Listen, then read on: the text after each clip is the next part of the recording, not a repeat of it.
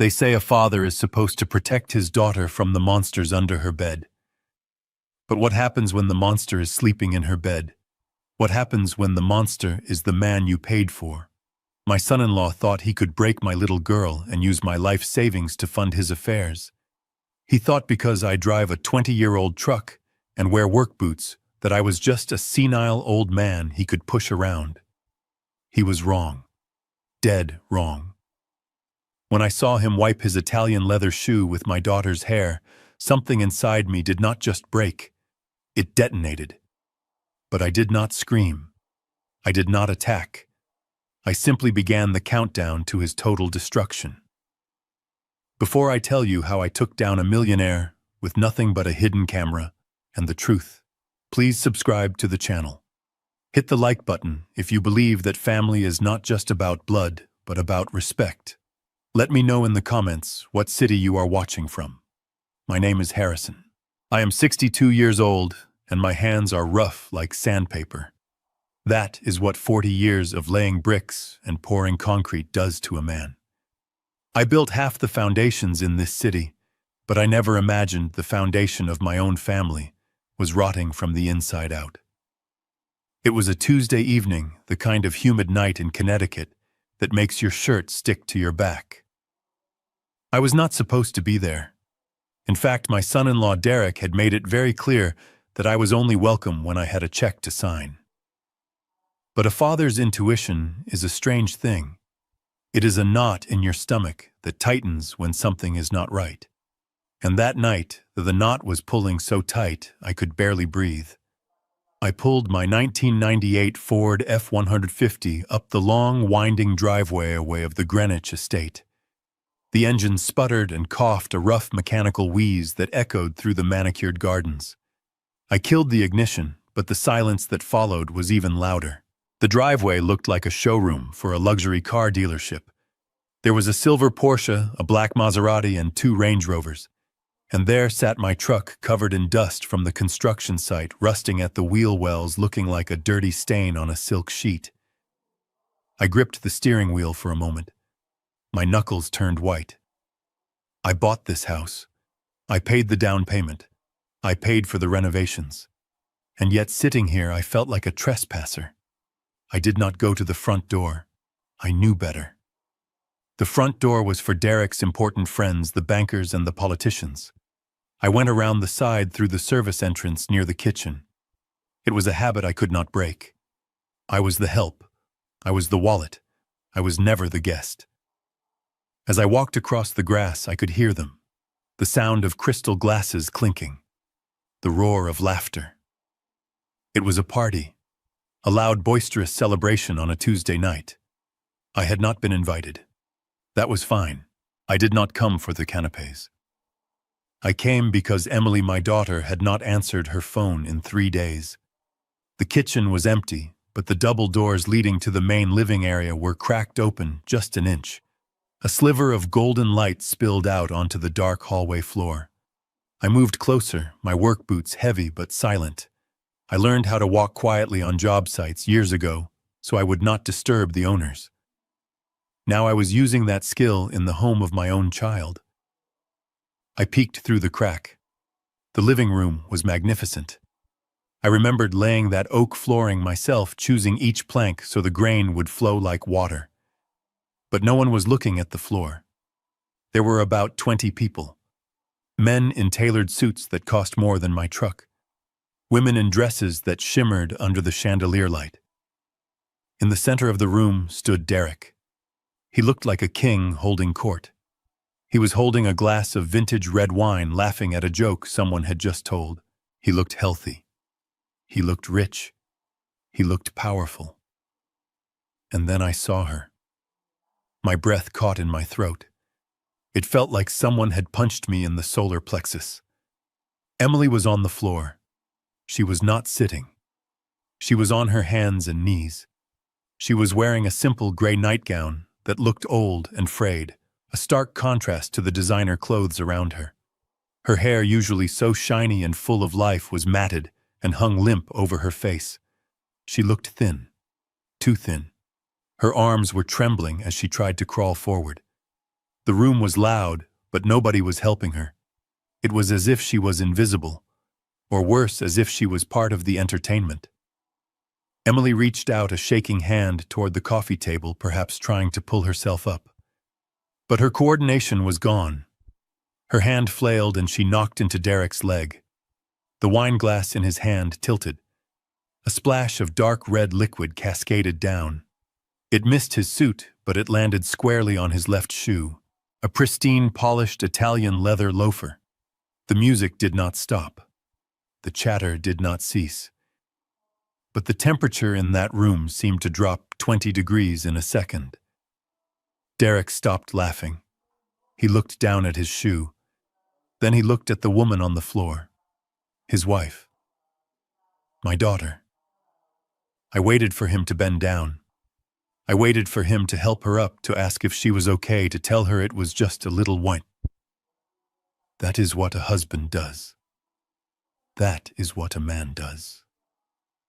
But Derek did not move his hand to help her. Instead, he moved his foot. Slowly, deliberately, he lifted his wine-stained shoe and placed it on Emily's shoulder. I froze. My brain could not process what my eyes were seeing. He did not kick her. It was worse than that. He pressed down. He put his weight on her fragile shoulder, pushing her down toward the floorboards. It was the way a man steps on a cigarette butt to extinguish it. It was casual. It was dismissive. It was an act of absolute dominance. Emily did not fight back. She did not scream. She just collapsed under the weight, her cheek pressing against the hard wood. Her eyes were open, but there was no light in them. They were glassy, unfocused, staring at nothing. She looked drugged. She looked broken. Derek kept his foot on her for a long, agonizing moment. Then he removed it. He reached into his pocket and pulled out a silk handkerchief. He bent down, but not to touch her. He used the cloth to wipe the wine from his shoe.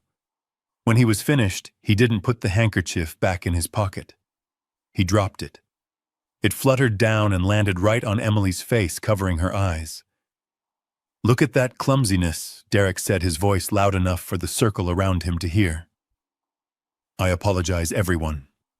It is difficult to find good help these days, especially when the help is your wife." A few people chuckled. A nervous, cruel laughter. That was the moment. The blood in my veins turned to ice. The vibration of the engine in my truck was gone, replaced by a pounding in my ears that sounded like a war drum. I forgot about the guests. I forgot about the law. I forgot that I was an old man with a bad back. I pushed the double doors open. They swung wide, hitting the walls with a loud crash that silenced the room instantly. The music seemed to cut off. The laughter died in their throats. Every head turned toward the kitchen entrance. I stepped out of the shadows and into the golden light. I was wearing my dusty work pants, a flannel shirt stained with sweat, and my steel-toed boots. I must have looked like a madman to them. But I did not care. I walked straight toward Derek.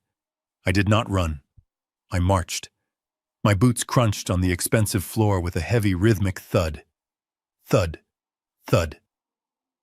Derek turned. The smirk on his face faltered for a fraction of a second, but then it returned sharper and colder than before. "Well, look who it is," Derek said, spreading his arms as if welcoming a clown to the circus. "Harrison, the builder. Did you come to fix the toilet, because I think the guest bathroom is clogged?" I did not answer. I did not look at him. My eyes were locked on Emily. She was still on the floor, the silk handkerchief covering her face like a shroud. She had not moved. She had not reacted to the crash of the doors or the sound of my name. "Emily," I said. My voice was low, rough, trembling with a rage I was trying to contain. She did not answer. I reached her and knelt down. My knees cracked, but I didn't feel the pain. I gently pulled the handkerchief off her face. "Baby," I whispered. "It's Dad. I'm here." Her head lulled to the side. She looked at me, but she didn't see me. Her pupils were dilated, swallowing the blue of her irises. She blinked slowly like a doll with weighted eyelids. "Who are you?" she whispered. Her voice was dry, cracked like dead leaves scraping together. She did not know me. My own daughter, the girl I had carried on my shoulders, the woman I had walked down the aisle just 3 years ago, looked at me with the blank stare of a stranger. I looked up at Derek. He was sipping his wine again, looking bored. "What did you do to her?" I asked. The volume of my voice was rising, echoing off the high ceilings. Derek sighed, a sound of exaggerated patience. "We have discussed this, Harrison. Emily is not well. She is having one of her episodes. The doctor said she needs strict discipline and medication. You are upsetting her. You are upsetting my guests." Discipline. I stood up. The rage was no longer a knot in my stomach. It was a fire in my throat. "You stepped on her. I saw you. You treated her like a dog." Derek laughed. A cold, dry sound. "She needs to learn boundaries, Harrison. Just like you do. Now get out of my house before I have security throw you out. You are embarrassing yourself. And you are embarrassing Emily." He took a step towards me, towering in his expensive suit. And for the first time in my life, I wanted to kill a man. I balled my hand into a fist. My right hand, the one that had held a trowel for 40 years, the one that was hard as rock. I could feel the urge to swing, to shatter that smug jaw, to wipe that smile off his face forever. I pulled my arm back. The room gasped. 2 large men in black suits stepped out from the corners of the room. Security. But it wasn't the guards that stopped me. It was Derek's next words. "Go ahead, old man," Derek whispered, leaning in close so only I could hear. "Hit me. Please. Give me a reason to call the police. Give me a reason to show the judge that you are violent and unstable. Because if you touch me, I will make sure you never see Emily again. I will put her in a state facility so fast, your head will spin." I froze. My fist hovered in the air. He knew he had won. He knew the law was a weapon, and he was holding the trigger. I looked down at Emily. She was humming a soft, broken tune, oblivious to the war happening above her head. If I went to jail tonight, she would be alone with him. Totally alone. I slowly lowered my hand. The shame burned my face hotter than the sun. I had to retreat. Not because I was weak, but because I had to be smart. "I am leaving," I said, my voice sounding strange to my own ears. "But this isn't over, Derek." Derek smiled and turned his back on me. "Close the service door on your way out, Harrison, and try not to get dirt on the driveway." I turned around. I walked back toward the kitchen, feeling the eyes of 20 strangers burning into my back. I felt small. I felt defeated. But as I walked out into the cool night air, as I listened to the door lock click behind me, the tears in my eyes dried up. The sadness was gone, replaced by a cold, hard resolve. He thought he had won. He thought I was just a helpless old builder. He forgot one thing. A builder knows how to tear things down, brick by brick. I got into my truck. I did not start the engine immediately. I sat there in the dark watching the lights of the house. I reached into my glove box and pulled out a small notepad. I wrote down the time. I wrote down the date. And I wrote down one sentence. War begins today, because I saw something else in that room. Something Derek didn't think I noticed. Under the sofa, hidden by the shadows, was a small, blinking blue light. It wasn't a toy. It was a router for a dedicated server. And next to it, a stack of hard drives. My son-in-law wasn't just abusing my daughter. He was running a business. And I was going to find out exactly what he was selling. The 2 security guards moved with a speed that defied their size. Before I could launch my fist forward, before I could connect with that smug jawline, I felt arms like hydraulic presses clamp down on my shoulders. They did not just hold me back. They wrenched my arms behind my back with a force that sent a jolt of pain shooting through my rotator cuffs. I grunted, struggling against them, my boots scraping uselessly against the polished floor, but it was like trying to fight a forklift. I was strong, but I was 62, and these men were in their prime, paid to be immovable objects. Derek did not flinch. He did not even spill the remaining drops of wine in his glass. He watched my struggle with a look of mild amusement, as if he were watching a nature documentary about a dying animal. He took a slow, deliberate sip of the wine, savoring it, before placing the empty glass on a passing waiter's tray. Then, without saying a word to me, he snapped his fingers. From the shadows of the hallway emerged a woman I had not noticed before. She was wearing a white nurse's uniform that was too tight and too short to be professional. Her name tag read Valerie, but there was no compassion in her eyes.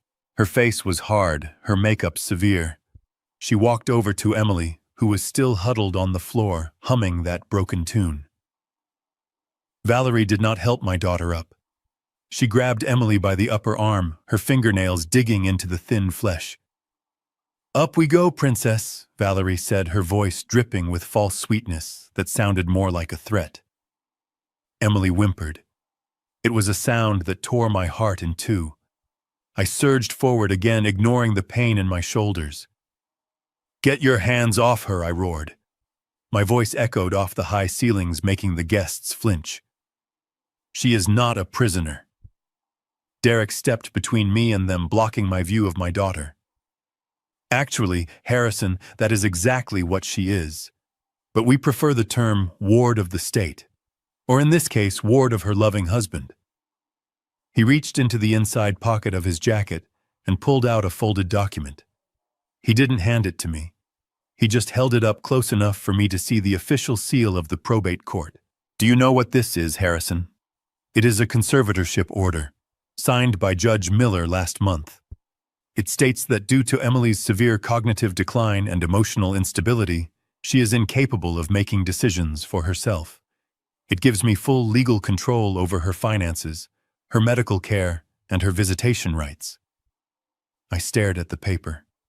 The words swam before my eyes. Cognitive decline. My daughter was a valedictorian. She was brilliant until she met him. "You drugged her," I spat out. "You made her this way." Derek chuckled, tucking the paper back into his pocket. "Prove it. And while you are trying to prove it, remember this. I am her legal guardian. That means I decide who she sees. And right now I am deciding that her father is a violent, unstable influence who triggers her episodes." I looked past him. Valerie was dragging Emily toward the stairs. Emily looked back at me, her eyes wide with confusion. "Dad," she whispered. But Valerie yanked her forward, and they disappeared around the corner. "Let her go," I shouted, struggling again. Derek stepped closer, his face inches from mine. I could smell the expensive wine on his breath. "Listen to me very carefully, old man. You have two choices tonight. You can keep fighting these gentlemen. You might even land a punch. And if you do, I will have you arrested for assaulting a senior citizen's caregivers and trespassing. But that is the easy part." He paused, letting the silence stretch out. "The hard part is what happens to Emily. If you cause a scene, if you call the police, if you try to sue me, I will have her transferred. Right now, she lives in a mansion. But if you push me, I will have her committed to the state psychiatric facility in Bridgeport. You know the one.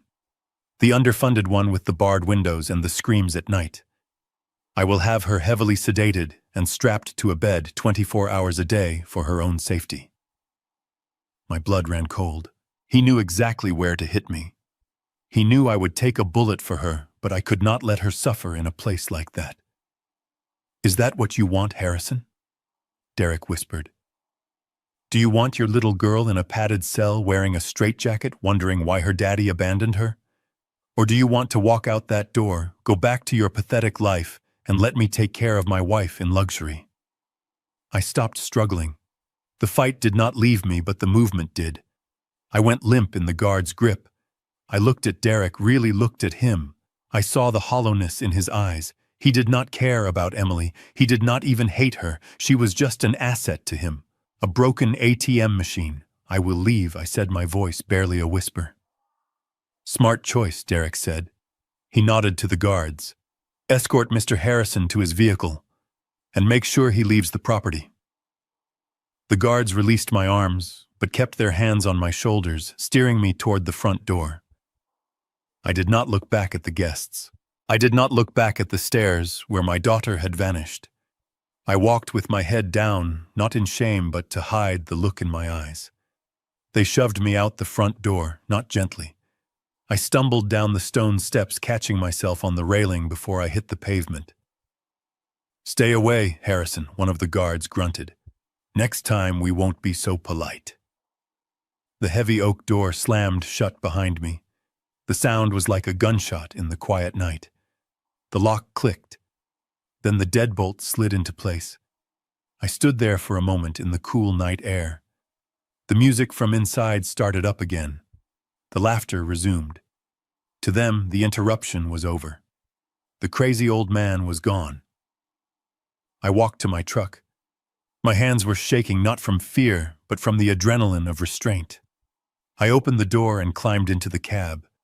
The smell of old coffee and sawdust was comforting. It was real. Unlike the perfume and lies inside that house. I gripped the steering wheel, squeezing it until my knuckles turned white. I wanted to drive this truck right through the front door.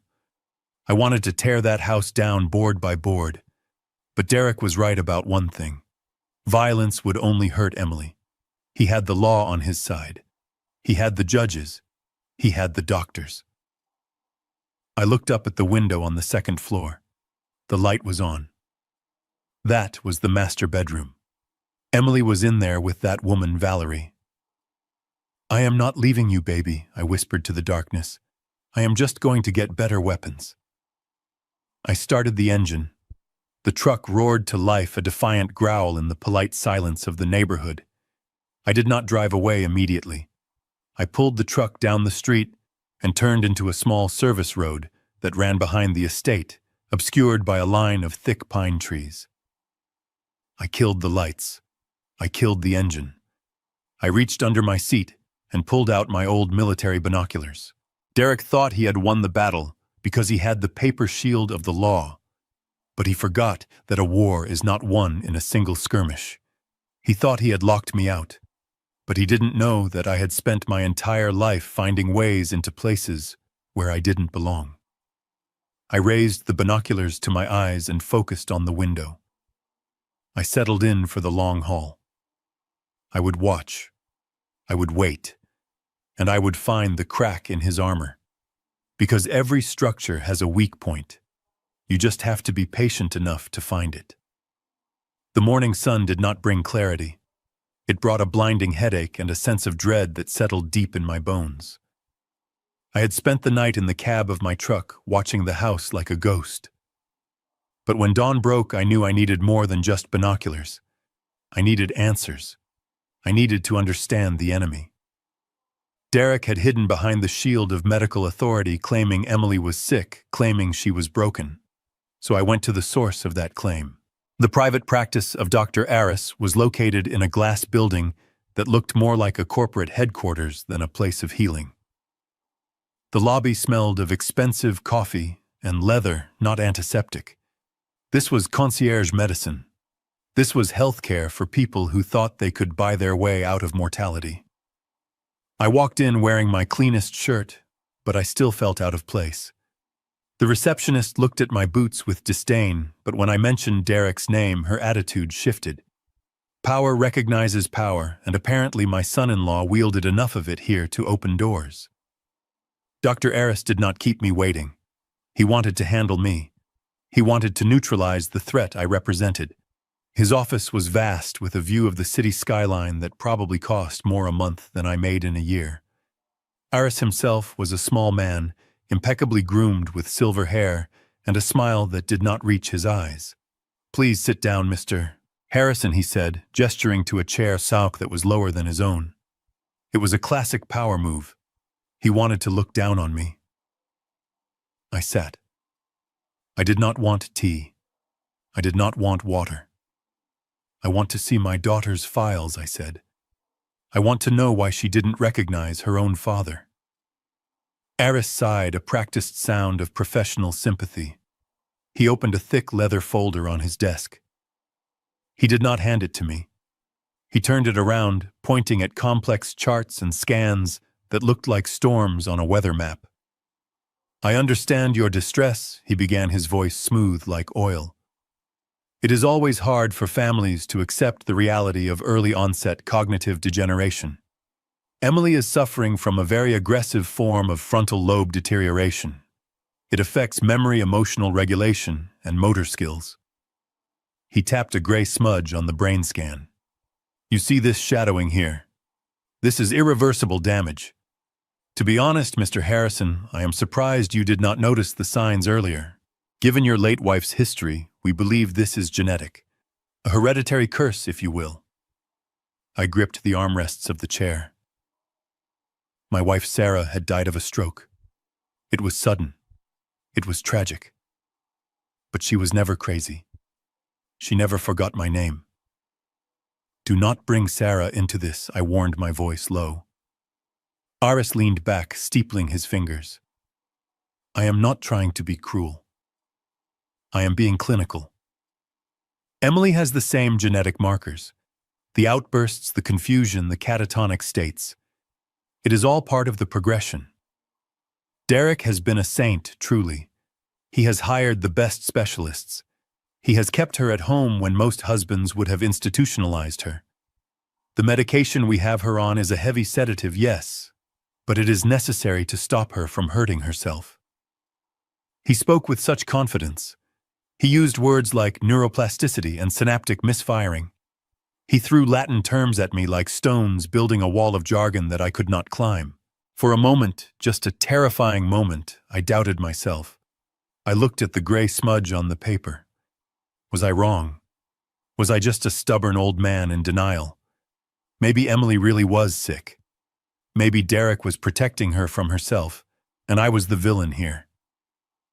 The guilt washed over me. If this was genetic, if this was something Sarah passed down, then it was my fault too. I had given her this life. I had given her this blood. I rubbed my face with my hands, feeling the stubble on my chin. I felt small. I felt uneducated. I felt defeated by the weight of science. But then the sun shifted. A beam of light cut through the window and hit the doctor's wrist. It glittered. I looked up. Dr. Aris was checking the time. On his left wrist sat a watch. It wasn't just a watch. I know construction, and I know the cost of materials, but I also read magazines. I know what success looks like. It was a Patek Philippe Nautilus, stainless steel with a blue dial. I froze. That was a $100,000 watch. Maybe more on the secondary market. I looked around the office again. The furniture was custom. The art on the walls was original. This was a doctor's office, yes. But general practitioners, even specialists, do not wear the price of a small house on their wrist unless they have a very specific, very lucrative type of clientele, or unless they are being paid to write fiction. The doubt in my mind evaporated, replaced by the cold clarity of suspicion. A doctor who treats patients with kindness does not wear a trophy like that while telling a father his daughter is brain dead.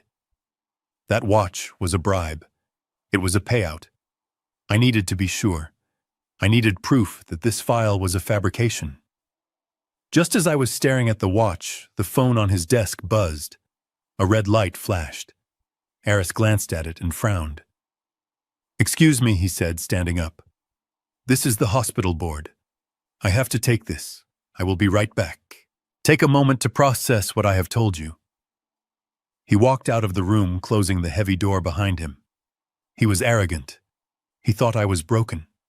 He thought I was just a grieving, confused blue-collar worker who wouldn't understand what he was looking at. He left the file open on the desk. My heart hammered against my ribs like a trapped bird. I did not hesitate. I did not think about the cameras that might be in the room. I thought about Emily on the floor. I lunged forward. I did not try to read the charts. I knew I wouldn't understand the fake medical data. I looked for the identification numbers, the trail. At the top of the page, stamped in red ink, was a case number and a reference code for the lab that supposedly processed the scans. Below it was a pharmacy authorization code for the heavy sedatives. I reached into my pocket and pulled out my phone. My hands were shaking, but I forced them to be steady. I hovered the camera over the document. Click. I got the case number. Click.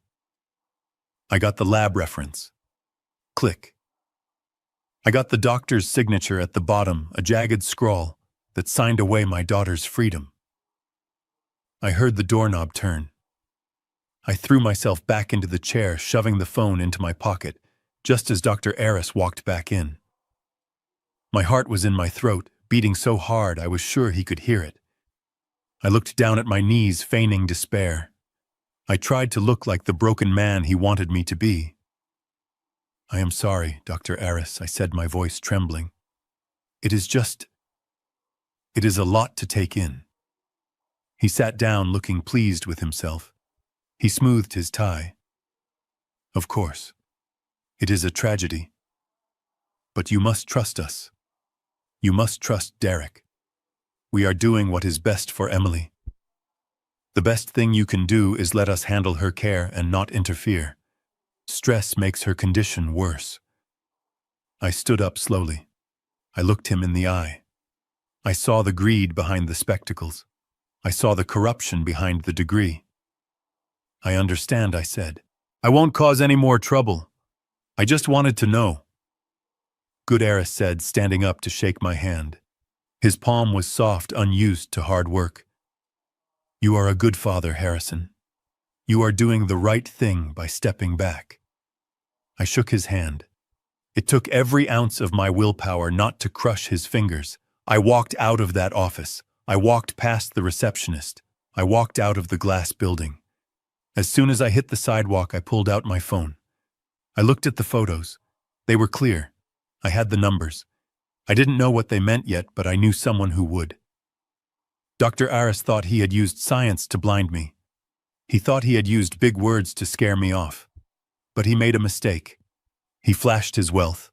He showed his hand. He wasn't a doctor. He was a partner in crime. And I was about to audit his entire operation. I walked to my truck, the sun feeling different now. It wasn't just bringing heat. It was bringing light. And I was going to shine it into the darkest corners of their conspiracy. Next stop, the pharmacy. It was time to find out what exactly they were pumping into my daughter's veins. I pulled my truck up to the heavy iron gates of the estate for the second time in 24 hours. But this time I did not crash through. I did not storm in. I pressed the intercom button and waited. I had to swallow my pride. I had to taste the bitter bile of submission. Derek had made the rules clear. If I wanted to see Emily, I had to play by his script. I had to be the repentant, broken old man who accepted his authority. The gate buzzed open slowly. I drove up the driveway at a crawl. The house loomed ahead, massive and silent, like a mausoleum built of stone and money. I parked my truck far away from the entrance, just as I had been instructed. I walked to the front door, my hat in my hands.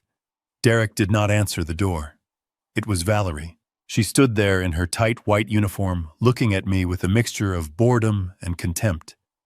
She checked her watch, a cheap digital thing that beeped loudly. "You have 5 minutes," she said. Her voice was flat. "Mr. Derek is in a meeting and does not want to be disturbed. And if you upset her, if you raise your voice, or if you try to take any photos, the visit ends immediately. Do you understand?" I nodded. "I understand." She stepped aside and I entered the house. The air inside was cool, conditioned to a perfect temperature, but it felt stale. It lacked the warmth of a home. We did not go to the master bedroom upstairs. Instead, Valerie led me down a hallway on the ground floor toward the back of the house. This used to be the guest wing. Now it felt like a quarantine zone. Valerie opened a door at the end of the hall. There she was. Emily was sitting in a wheelchair facing the window. The curtains were drawn, letting in only a sliver of gray afternoon light. The room was sparse. The beautiful furniture that used to be here was gone, replaced by medical equipment that hummed and clicked rhythmically. "Emily," I whispered. She did not turn. Her head was slumped forward, her chin resting on her chest. I walked closer, my boots making no sound on the carpet. As I got closer, the smell hit me. It was faint at first, but unmistakable to anyone who has spent time in hospitals or nursing homes. It was the sharp, acrid scent of ammonia. Urine. Old urine that had soaked into fabric and skin. But layered over it, thick and cloying, was the smell of cheap lavender air freshener. It was a chemical mask, a desperate attempt to cover up the stench of neglect. My stomach churned. Derek had millions of dollars. He wore suits that cost thousands. And yet my daughter was sitting here smelling like she had been left in a soiled bed for hours. I reached her side and knelt down. I wanted to scream. I wanted to tear the curtains down and let the light in. But Valerie was standing by the door, her arms crossed, watching my every move like a hawk. I had to be calm. I had to be the actor in the play. "Hi, baby," I said softly. I reached out and took her hand. It shocked me. Her hand was ice cold. It felt fragile, like a bundle of dry twigs wrapped in parchment paper. I could feel every knuckle, every tendon. She had lost so much weight. Where was the vibrant, healthy woman who loved to play tennis?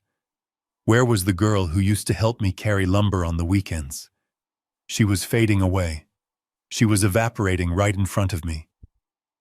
I rubbed her hand between mine, trying to transfer some of my warmth, some of my life force into her. "Emily, look at me. It is Dad."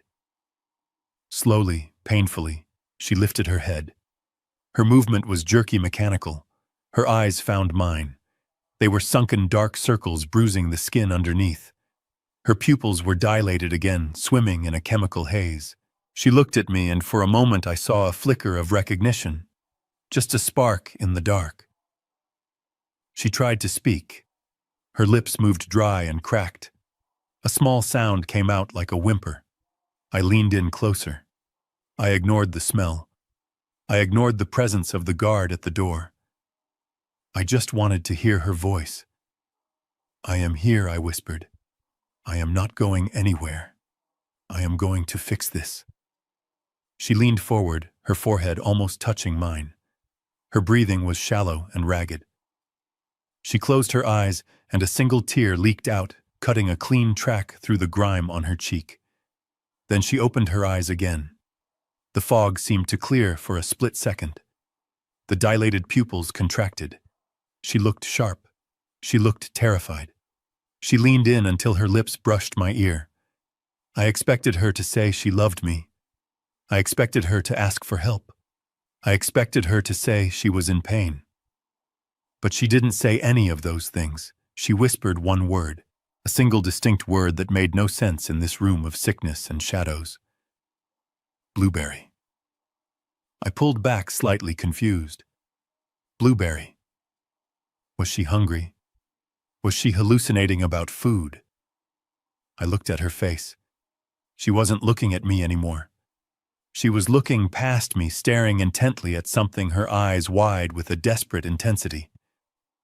I followed her gaze, but there was nothing there but the blank wall. Then she said it again, louder this time, with an urgency that sent shivers down my spine. "Blueberry." From the doorway, there was a sudden movement. Valerie pushed herself off the wall. The boredom was gone from her face, replaced by a flash of genuine panic. "That is enough," Valerie barked. Her voice was sharp, cutting through the quiet room like a whip. She marched over her rubber-soled shoes, squeaking on the floor. She grabbed my shoulder and pulled me back. "What is wrong?" I asked, trying to hold my ground. "She is just talking. She is hungry. She wants fruit." "She is delirious," Valerie snapped. "She doesn't know what she is saying. The doctor warned us about this. When she starts babbling, she gets agitated. You are upsetting her. The visit is over." She stepped between me and the wheelchair, using her body as a shield. She grabbed the handles of the wheelchair and spun Emily around, facing her away from me. "No, wait," I said. "I just got here. I have only been here 2 minutes." I said, "Get out," Valerie hissed. She reached for a button on the wall. "Do not make me call security again." Mr. Derek was very clear. "One strike and you are out." I looked at the back of Emily's head. She had gone silent again. Her head slumped back down. The spark was gone. I looked at Valerie.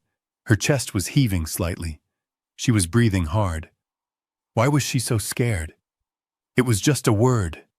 It was just the name of a fruit. Why did the word blueberry make the nurse jump as if I had pulled a gun? I held up my hands in surrender. Okay. I am going. Do not hurt her." I backed away toward the door. I kept my eyes on Valerie. She wasn't looking at me. She was looking at Emily, checking her pulse, whispering something angry and hushed into her ear. It looked less like medical care and more like an interrogation. I walked out of the room. The hallway felt longer than before. My heart was pounding with a different rhythm now. It wasn't just anger. It was curiosity. It was the thrill of the hunt. Blueberry. I replayed the sound of her voice in my head.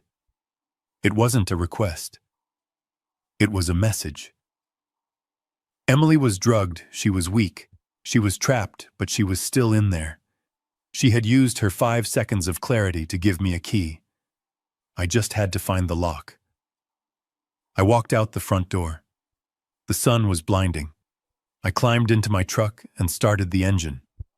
As I drove down the driveway away from the prison that held my daughter, I didn't cry. I didn't slam the dashboard. I started thinking. Blueberry. Was it a password? Was it a place? Was it a memory from her childhood? I thought about the summers we spent at the lake house. We used to pick berries.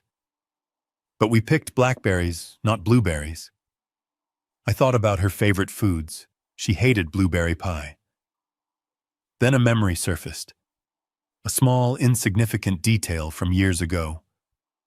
When Emily and Derek first got married, they bought a dog. A small, ugly French bulldog that Derek hated, but Emily adored. She treated that dog like a child. What was the dog's name? I frowned, merging onto the highway. The dog disappeared about 2 years ago. Derek told me it ran away. Emily had been devastated. She cried for weeks. I closed my eyes for a second at a red light digging through the archives of my memory. I remembered Emily posting a photo on social media, her holding the puppy, the caption, "Me and my little blueberry." My eyes snapped open. The light turned green. Blueberry wasn't a fruit. Blueberry was the dog. The dog that supposedly ran away. Why would she whisper the name of a dead dog to me? Why would that specific name make Valerie panic? Unless the dog didn't run away. Unless the dog was the start of all this. Or maybe, just maybe, Blueberry wasn't gone. I stepped on the gas. The truck lurched forward. I wasn't going back to the hotel. I was going to the one person who might know the truth about what happened to that dog. I was going to find Martha, the housekeeper Derek fired last year. Derek thought he had silenced Emily. He thought he had broken her mind. But he forgot that love speaks a language that drugs cannot erase.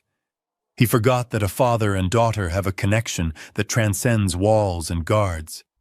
He gave me 5 minutes. He thought it was an act of mercy.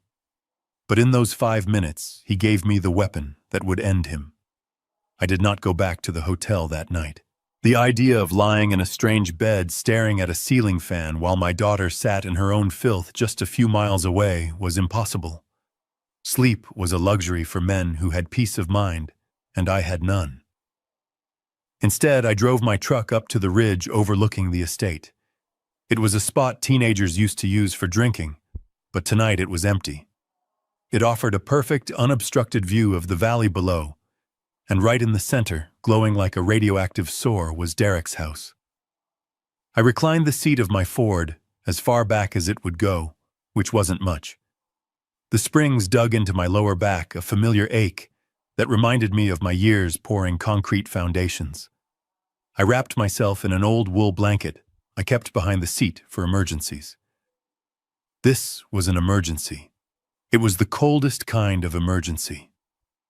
I settled in with my binoculars. These weren't birdwatching toys. They were military surplus, heavy and rubberized, capable of gathering light even in the dead of night. I adjusted the focus until the house jumped into sharp relief. It looked peaceful from here. It looked majestic. But I knew it was a lie. It was a beautiful tomb. The hours ticked by slowly. Midnight came and went. One by one, the lights in the neighborhood flickered out. The world went to sleep, but not the house below me. At 2 a.m, the ground floor was dark, but the master bedroom on the second floor, the room that faced the valley, was still blazing with light. That was the room Emily and Derek used to share. That was the room where I had installed the crown, molding myself as a wedding gift. I watched the window. The curtains were sheer, offering no privacy against the darkness outside. I saw movement. 2 shadows passed back and forth. One was tall and broad. Derek. The other was curvaceous, moving with a fluid confidence. It wasn't Emily. Emily was in a wheelchair downstairs, smelling of urine. This was Valerie. I watched as the shadows merged. I watched as Derek pulled the woman close, his hands roaming over her body with a familiarity that made my stomach turn. They weren't checking medical charts. They weren't discussing patient care. They were lovers. I lowered the binoculars for a moment, squeezing my eyes shut. I had suspected it, of course. The way she looked at him, the way she defended him. But seeing it was different. It was a physical blow. That woman, that fake nurse, was sleeping in my daughter's bed, living my daughter's life, while actively participating in her torture. It wasn't just greed. It was a complete erasure of Emily's existence. They had buried her alive so they could play house on top of her grave. I took a sip of cold coffee from my thermos. It was bitter, but it kept the rage focused. I raised the binoculars again. 3 a.m. The lights in the bedroom finally dimmed, but they didn't go out completely. Then movement caught my eye down below. A pair of headlights cut through the mist at the bottom of the hill. A vehicle was approaching the estate. It wasn't a sports car. It was a box truck, a delivery van. I checked my watch. Who delivers packages at 3 a.m? The truck didn't go to the front gate.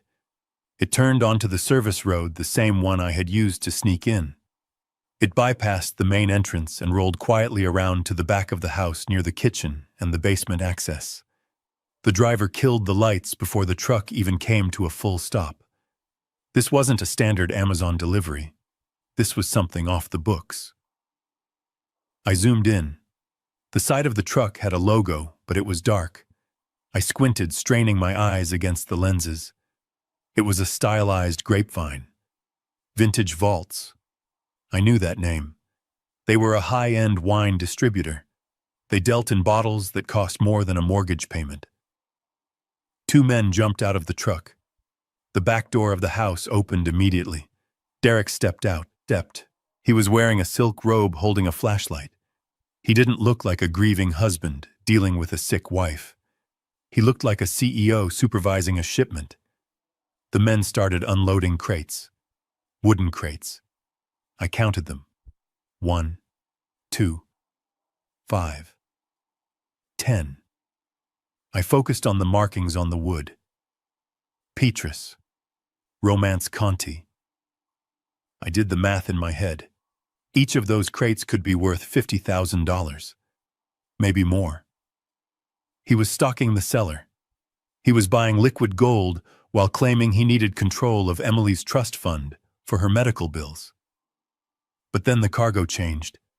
After the wine, the men started pulling out different boxes. These were cardboard, sleek and black. They weren't wine, they were electronics. I adjusted the focus ring trying to read the labels. I caught a glimpse of a logo as Derek shined his flashlight on a box to check the invoice. It was a green eye, NVIDIA, and another box that looked like a server rack unit.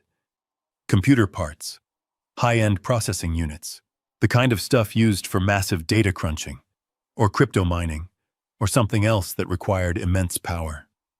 Why would a man who claimed his wife was bankrupting him with medical costs be buying industrial-grade server equipment in the middle of the night? Derek pointed to the basement door. The men hauled the electronics down into the darkness. This wasn't just a lifestyle. This was an operation. The delivery took 20 minutes. Derek signed a clipboard, handed the driver a thick envelope that I assumed was cash, and waved them off. The truck reversed and drove away, disappearing into the night. Derek stood there for a moment, looking out at the darkness. He looked right up at the hill where I was parked. For a second, I thought he saw me. I held my breath, my hand hovering over the ignition key. But he just stretched, yawned, and walked back inside, locking the door behind him. I grabbed my notepad. I wrote down the time. I wrote down the name Vintage Vaults. And I wrote down the license plate of the truck which I had managed to catch as it turned under a street lamp. I looked at the notes. The picture was becoming clearer. They told the court Emily was insane. They told the world they were exhausted caregivers. But the truth was in the receipts. Derek was washing money, or he was hiding it. He was converting Emily's inheritance into untraceable assets. Wine that could be sold for cash. Cryptocurrency that could be moved offshore. He wasn't just a bad husband. He was a financial predator. And Emily. She wasn't a patient. She was the hostage that kept the bank account open. As long as she was alive and incapacitated, he had the power of attorney. If she died, the trust might go to me or to charity. If she got better, she would take it all back. So he needed her in that wheelchair. He needed her drooling and confused. Her sickness was his salary. I slammed the notebook shut. The anger was so hot, it felt like it was burning a hole in my chest. I wanted to drive down there and burn the house down. I wanted to drag him out by his silk robe and make him explain the servers and the wine to a jury. But I couldn't. Not yet. I needed to know exactly what he was doing with those computers. I needed to know where the money was going. I looked at the license plate number I had written down. That was my next thread. I would find out who sent that truck. I would find out who signed the invoices. I started the engine of my truck. The heater sputtered to life, blowing lukewarm air onto my frozen hands. "Enjoy your wine, Derek," I whispered to the windshield. "Drink it while you can, because I am going to make sure it is the last thing you ever own." I put the truck in gear and rolled slowly down the back side of the hill. The sun was starting to crack the horizon, painting the sky in shades of blood and bruise. It was fitting. I wasn't just a father anymore. I was a hunter. And the sun was rising on his judgment day. The address I had for Martha was in the hollowed-out heart of Bridgeport. It was only 20 miles from Derek's palace in Greenwich, but it might as well have been on a different planet. Here the streets were not lined with manicured hedges, but with overflowing garbage cans and rusted chain-link fences. The air smelled of exhaust fumes and desperation. I parked my truck in front of a crumbling brick apartment complex that looked like it had been condemned 10 years ago. A group of young men on the corner watched me eyeing the tools in the bed of my pickup, but I did not flinch. I walked with the heavy, purposeful stride of a man who has nothing left to lose. I wasn't here to make friends. I was here to buy the truth. I climbed the stairs to the 4th floor, the graffiti on the walls getting more aggressive with every landing. Apartment 4B. The door was peeling green paint, and I could hear the sound of a crying baby coming from inside. I knocked. Not a polite rap, but a solid thud that demanded attention. The crying stopped. I heard shuffling feet, then the slide of a deadbolt. The door cracked open 2 inches, held by a security chain. A dark eye peered out at me, wide with fear. "Martha," I said. "It is Harrison, Emily's father." The eye widened further. Then she tried to slam the door. "No, please go away," she whispered, her voice trembling. I jammed the toe of my work boot into the gap before the door could close. It was a rude move, something I would never normally do to a woman, but politeness was a luxury I could no longer afford. "Martha, please," I said, keeping my voice low but firm. "I am not here to cause trouble. I just need to talk to you. I need to know about Emily." "He will kill me," she hissed. "Mr. Derek said if I talked to anyone he would call immigration. He said he would make sure I never work again. Please, Mr. Harrison. I have children." I reached into the pocket of my flannel shirt. I pulled out a thick white envelope. It contained $2,000 in cash. It was money I had set aside for a new transmission for my truck, but transmissions can wait.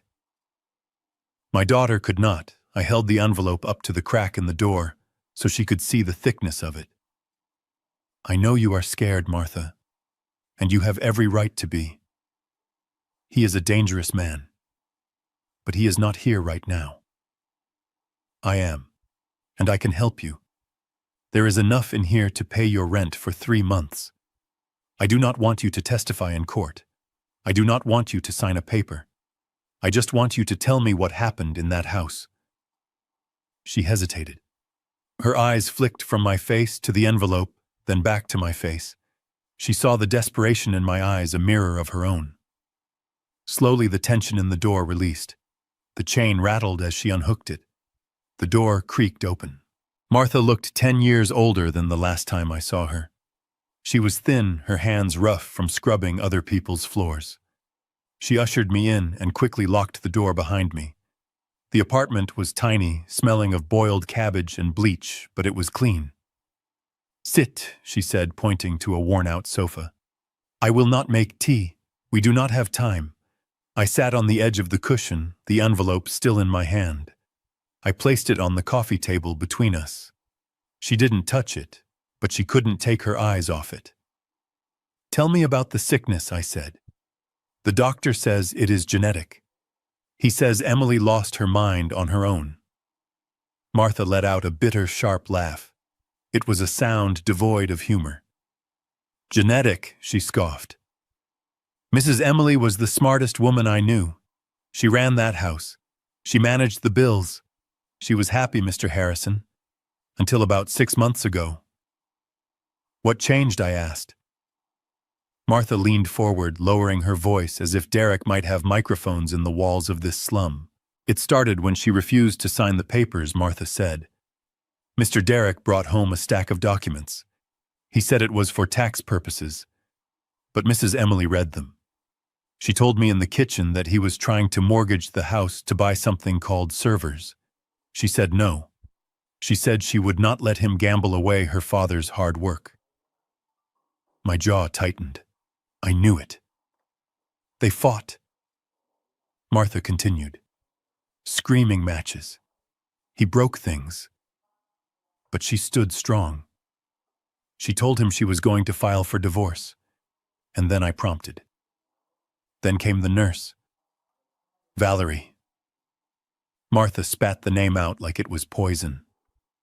"Mr. Derek said Mrs. Emily was too stressed and needed professional care." Valerie moved into the guest room. The next morning, Valerie started making the smoothies. "Smoothies," I repeated. Every morning, Martha said. "Green juice. Spinach, kale, fruit. Healthy," they said. But Valerie never let me touch the blender. She made it herself in the pantry with her back turned, and she made sure Mrs. Emily drank every drop. She would stand there and watch. And after she drank them, I asked, feeling the bile rise in my throat. Martha's eyes filled with tears. 20 minutes later, Mrs. Emily would get dizzy. She would slur her words. She would forget where she was. At first she tried to fight it. She told me the juice tasted bitter. But Mr. Derek told her she was imagining things. He told her she was having a breakdown. Gaslighting, I whispered, and poisoning. It got worse. Martha wiped her eyes with her apron. She started sleeping 18 hours a day. She stopped eating. And when she was awake, she was empty. Just like a shell. That is when Mr. Derek fired me. He said I was stealing silver. It was a lie. He just didn't want a witness. I nodded slowly. The puzzle pieces were locking together into a picture of pure evil.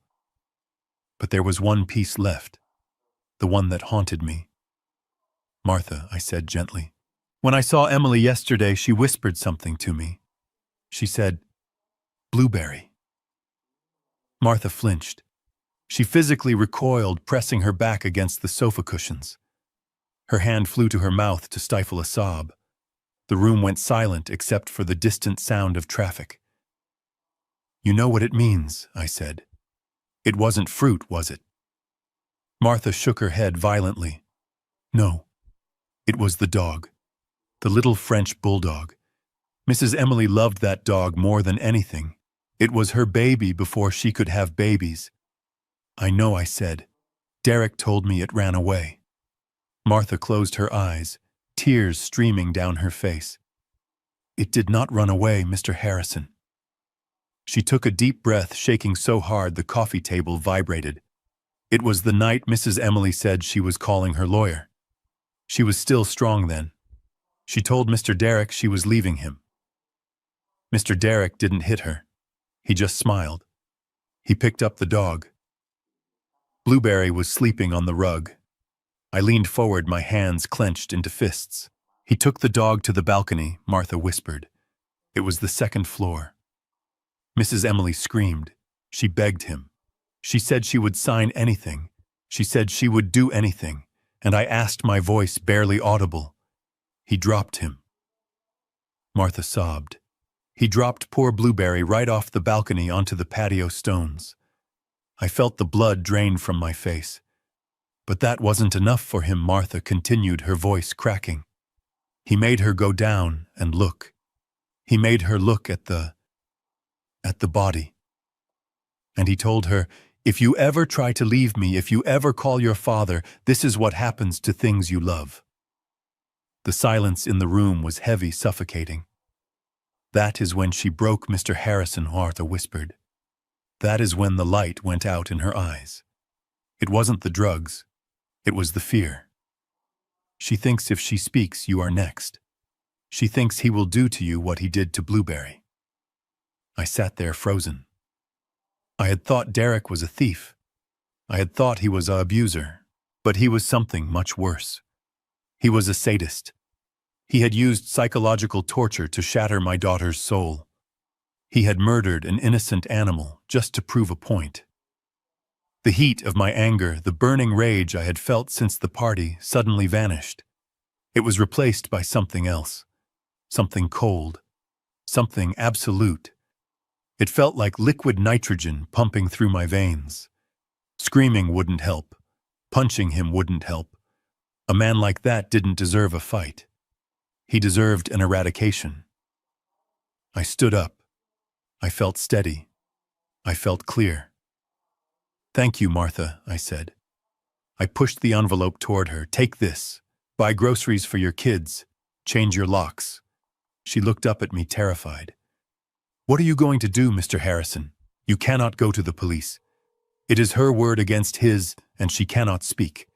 He will say she is hallucinating about the dog. He will say I am a disgruntled employee lying for money." "I know," I said. I adjusted my hat.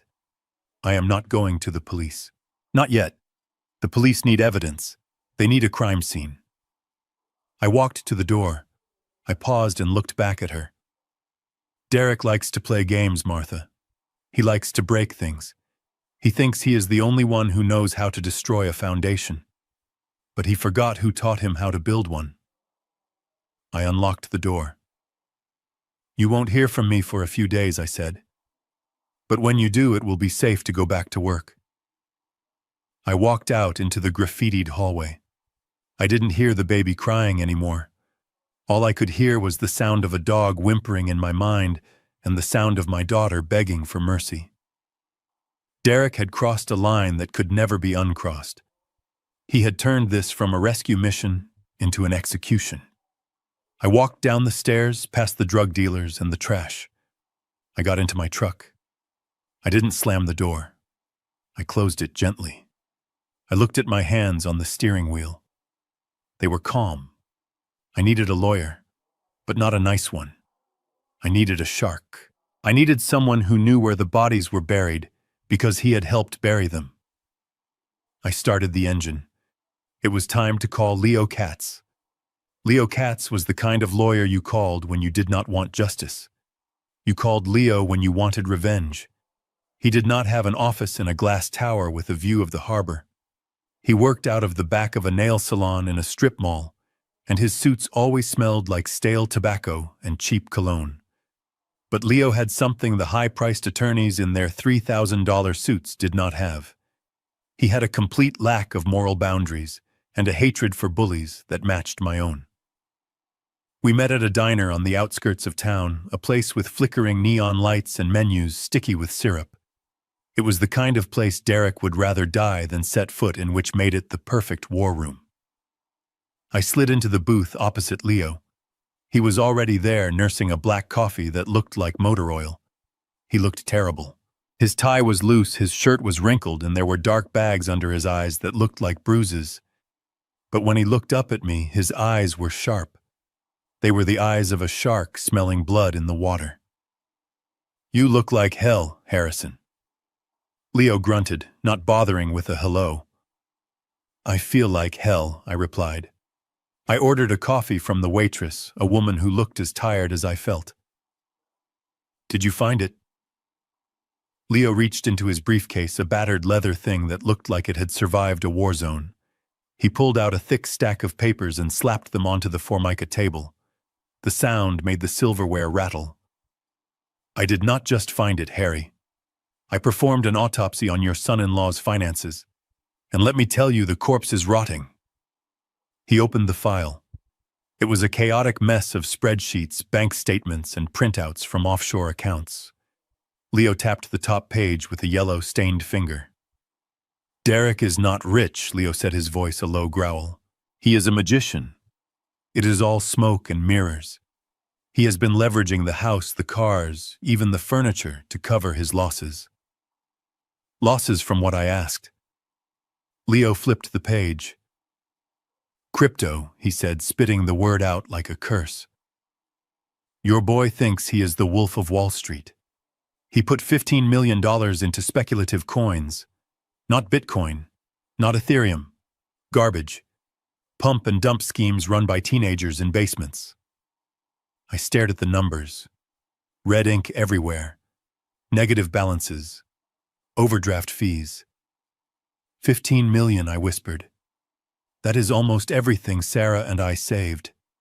That is Emily's future." "It is gone," Leo said brutally. "Vaporized into the digital ether." "But that is not the worst part."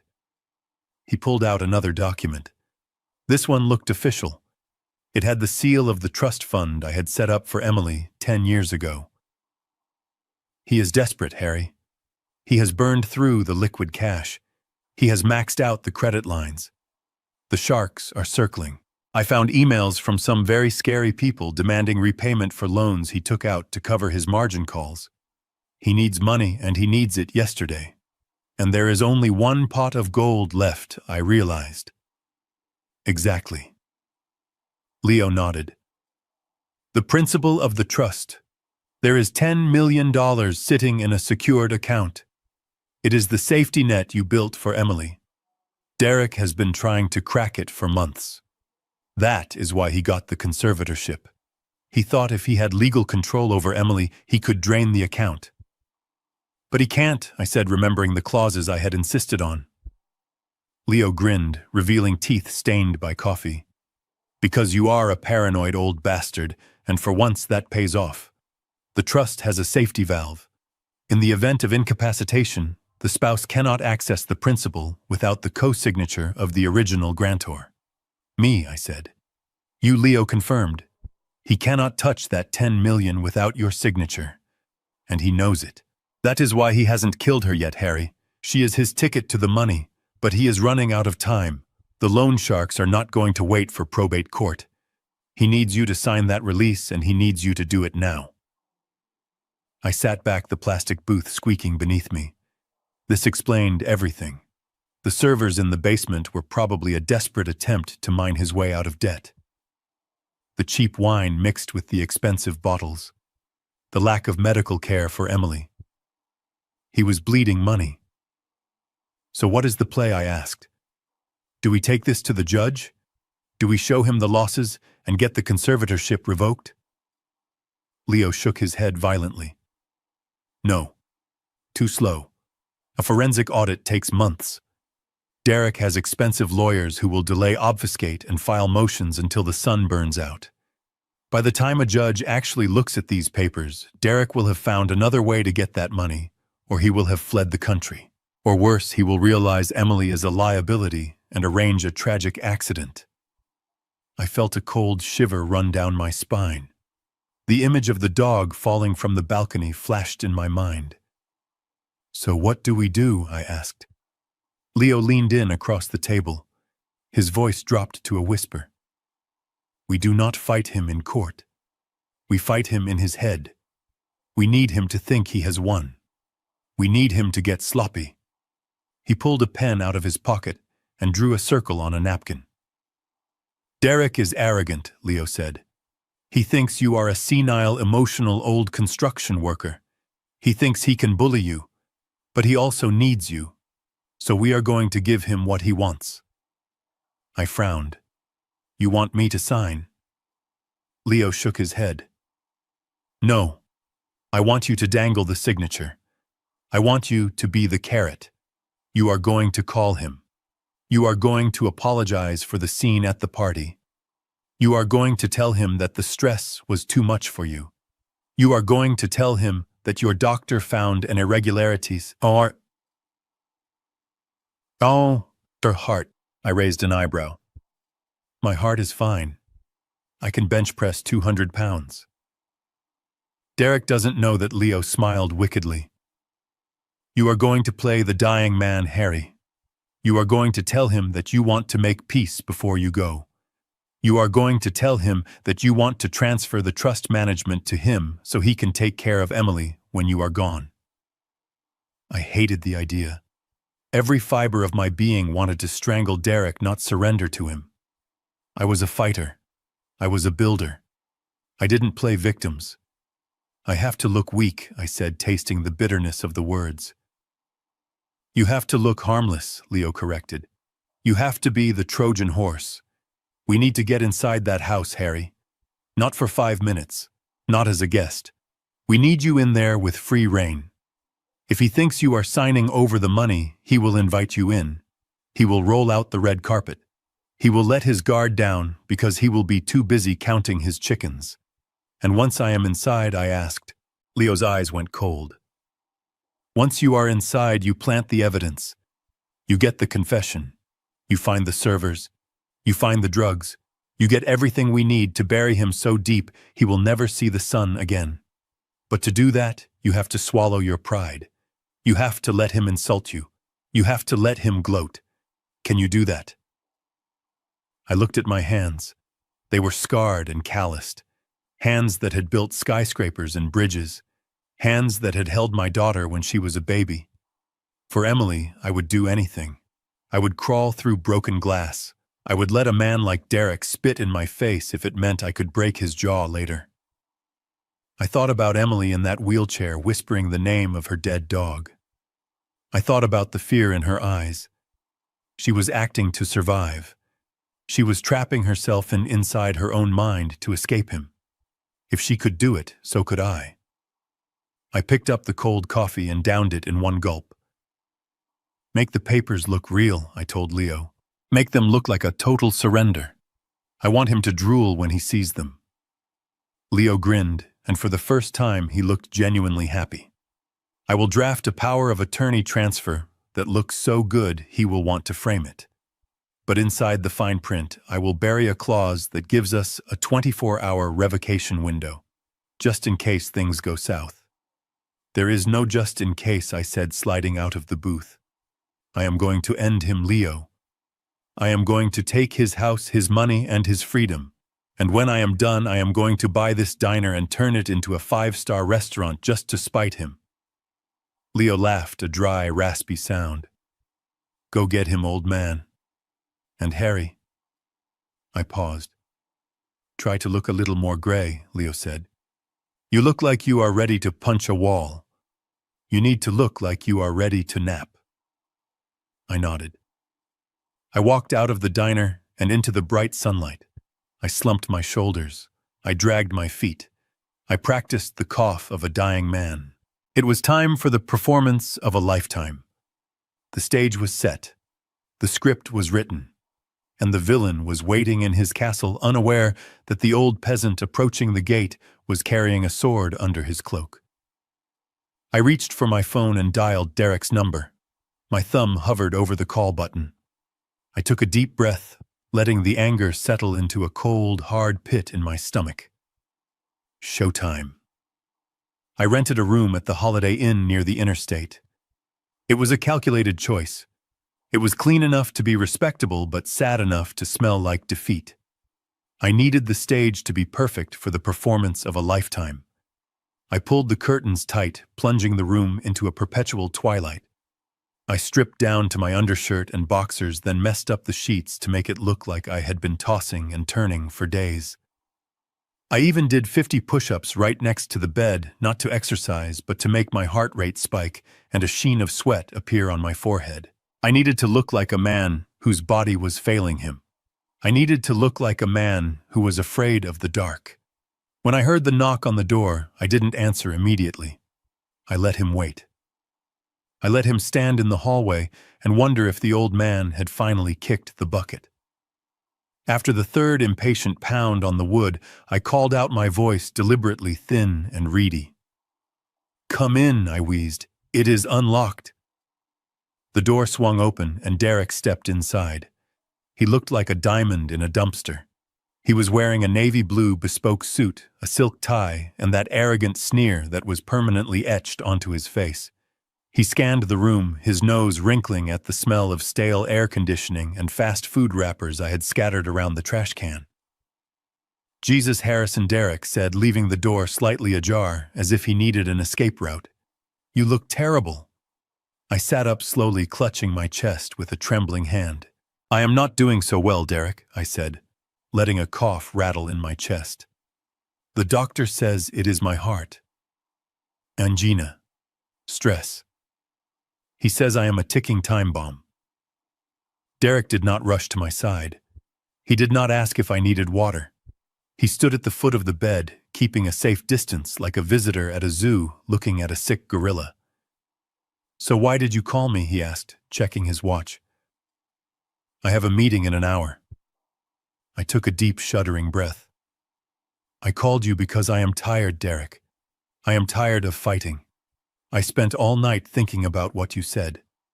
About Emily. About the house. I paused, letting him lean in. I saw the flicker of interest in his eyes. He smelled blood. You were right, I lied. The words tasted like ash in my mouth. I am just a stubborn old man. I do not understand how the world works anymore. I tried to protect Emily, but maybe I am just holding her back. Maybe I am the problem. Derek's posture relaxed. He unbuttoned his suit jacket and took a step closer. The sneer softened into a look of pitying condescension. It takes a big man to admit that, Harrison, he said smoothly. I have always said you mean well. You are just outdated. I nodded, staring at my hands. I do not want to die fighting my family. I want to make things right. I want to ensure Emily is taken care of before I go. I reached for the nightstand, my hand shaking violently. I knocked over a bottle of pills, just vitamins, but he didn't know that before grabbing the manila envelope Leo had prepared. I want you to take over, I said, holding the envelope out to him. This is the transfer of management for my construction company. The equipment, the contracts, the land. It is all there. I cannot run it anymore. My heart cannot take the stress. I want you to sell it or manage it, whatever you think is best. Just use the money to take care of Emily. Derek's eyes widened. He knew the value of my company. It wasn't a Fortune 500 corporation, but I had millions in heavy machinery and prime real estate. To a man drowning in debt, this was a life preserver made of solid gold. He snatched the envelope from my hand. He didn't even try to be polite about it. He ripped it open and pulled out the documents. I watched him scan the pages. Leo had done a masterful job. The top page was a standard transfer of assets. It looked like a total surrender. It looked like I was handing him the keys to the kingdom. But Derek was so blinded by greed, he didn't read the fine print on page 4. He didn't see the clause that defined this as a temporary stewardship subject to a competency review of the grantor me within 48 hours. He didn't see that by signing this, he was legally acknowledging a fiduciary duty to me, which meant I could audit his entire financial life if he mismanaged a single cent. This is generous. Derek said, his voice trying to sound neutral, but I could hear the excitement trembling underneath. You are making the right decision, Harrison. I can modernize the business. I can liquidate the outdated assets and invest in high-yield portfolios.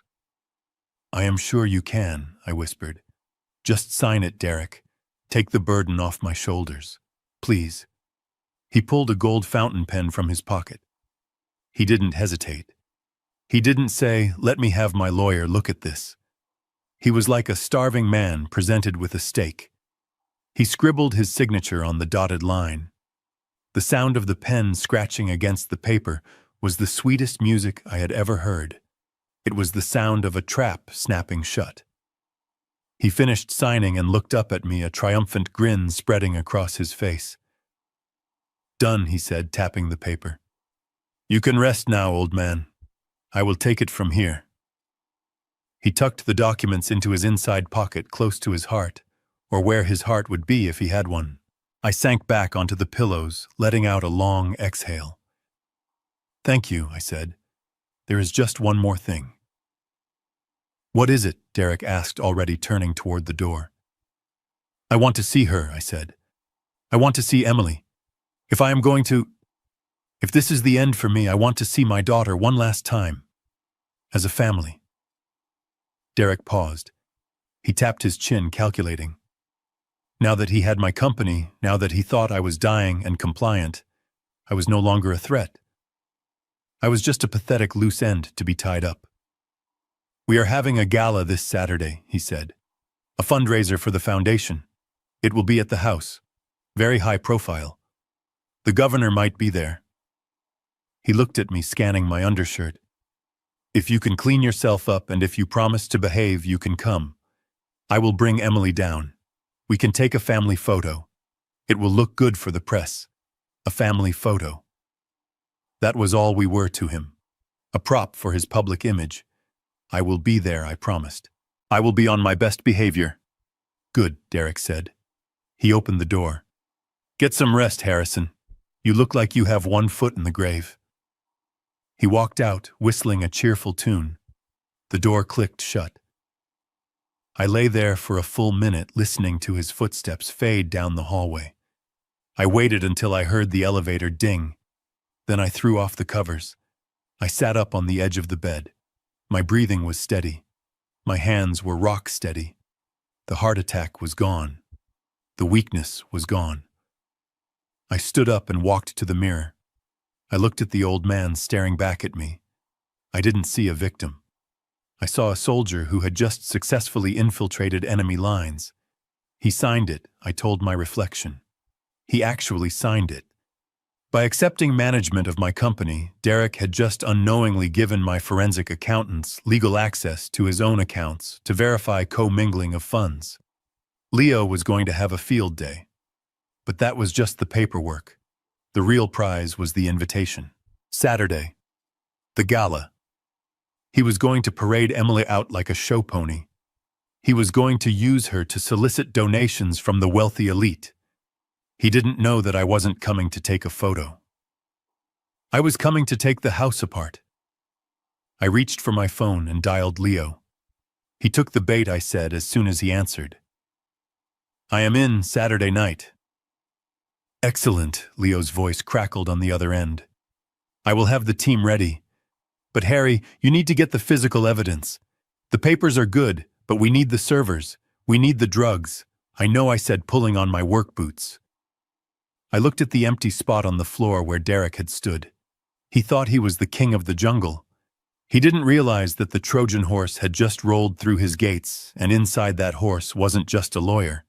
It was a father with a sledgehammer. I grabbed my jacket. I had 3 days to prepare. I had to buy a tuxedo. I had to buy a spy camera. And I had to figure out how to switch Emily's medication without anyone noticing. The dying man act was over. It was time for the resurrection. Saturday morning arrived with a sky the color of bruised iron. It was the day of the gala, the day Derek planned to parade my daughter around like a trophy to squeeze donations out of his rich friends.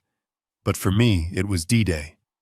I had spent 40 years in construction, and if there is one thing I know, it is that every building has a service entrance, every fortress has a ventilation shaft, and every arrogant man has a blind spot the size of a barn door.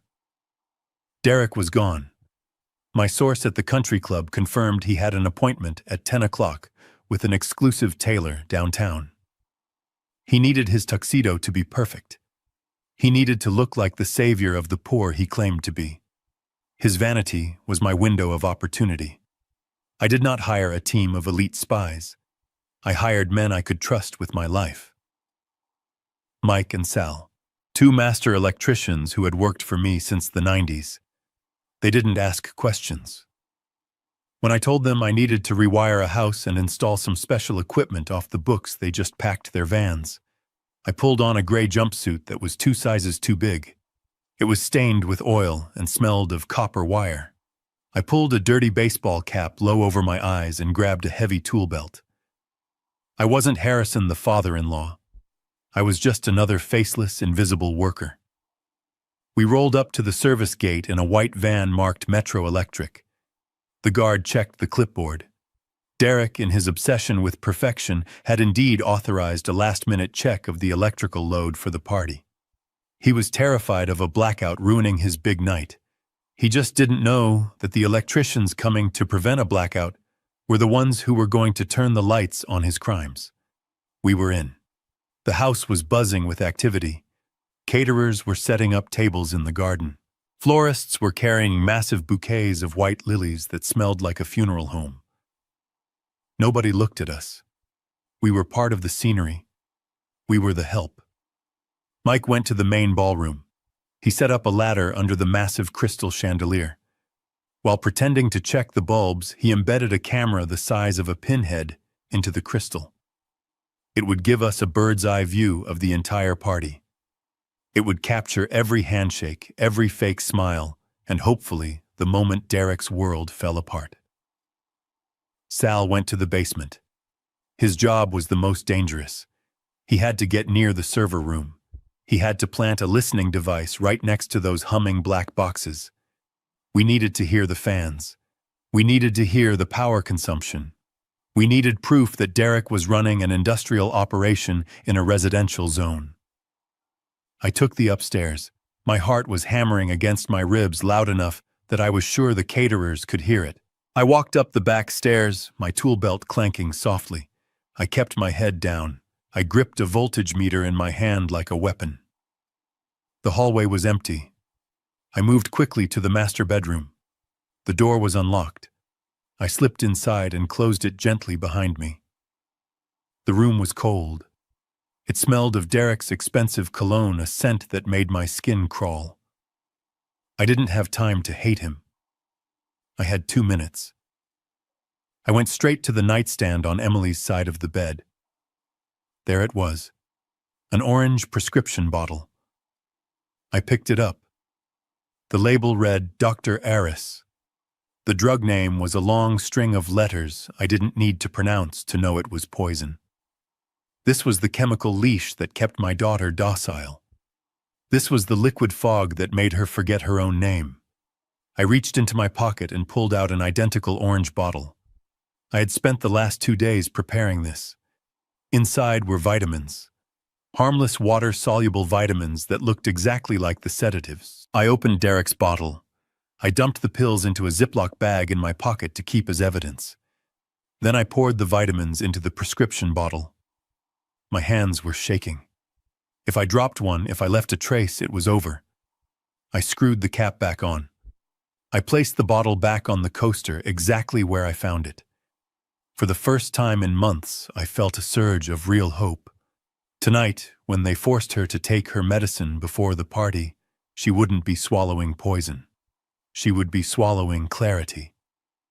It wouldn't happen instantly, but by the time the party started, the fog would begin to lift. She would be awake. She would be ready. I turned to leave. I needed to install one more camera in the vent above the bed. I needed to catch them in the act. I stepped onto the chair and reached for the vent cover. Click, clack. The sound of high heels on the hardwood floor outside the door froze my blood. They were coming fast, aggressive. I couldn't hide. There was no closet near enough. There was no time to get under the bed. The door handle turned. I stayed on the chair. I turned my back to the door and jammed my screwdriver into the vent, making a loud scraping noise. The door opened. "Who is in here?" a voice snapped. It was Valerie. I didn't turn around immediately. I kept screwing the screw that didn't need screwing. "I said, who is in here?" she demanded, stepping into the room. I slowly climbed down from the chair. I kept my hat pulled low. I hunched my shoulders, trying to look smaller, older. I turned around, keeping my eyes on her shoes. "Just the electrician, ma'am," I mumbled, affecting a rough, gravelly voice. "The boss said to check the outlets in the master bedroom. Said the load from the party lights might trip the breaker up here." Valerie stood there, hands on her hips. She was wearing a red dress that was too tight, ready for the party. She scanned me, her eyes narrowing. I held my breath. If she looked at my hands, she might recognize the ring I had worn for 30 years. I quickly shoved them into my pockets. "I didn't authorize anyone upstairs," she said, her voice suspicious. I shrugged. "Check the work order, lady. I just do what I am told. You want the power to go out while you are drying your hair, that is on you." I moved to step past her. It was a gamble.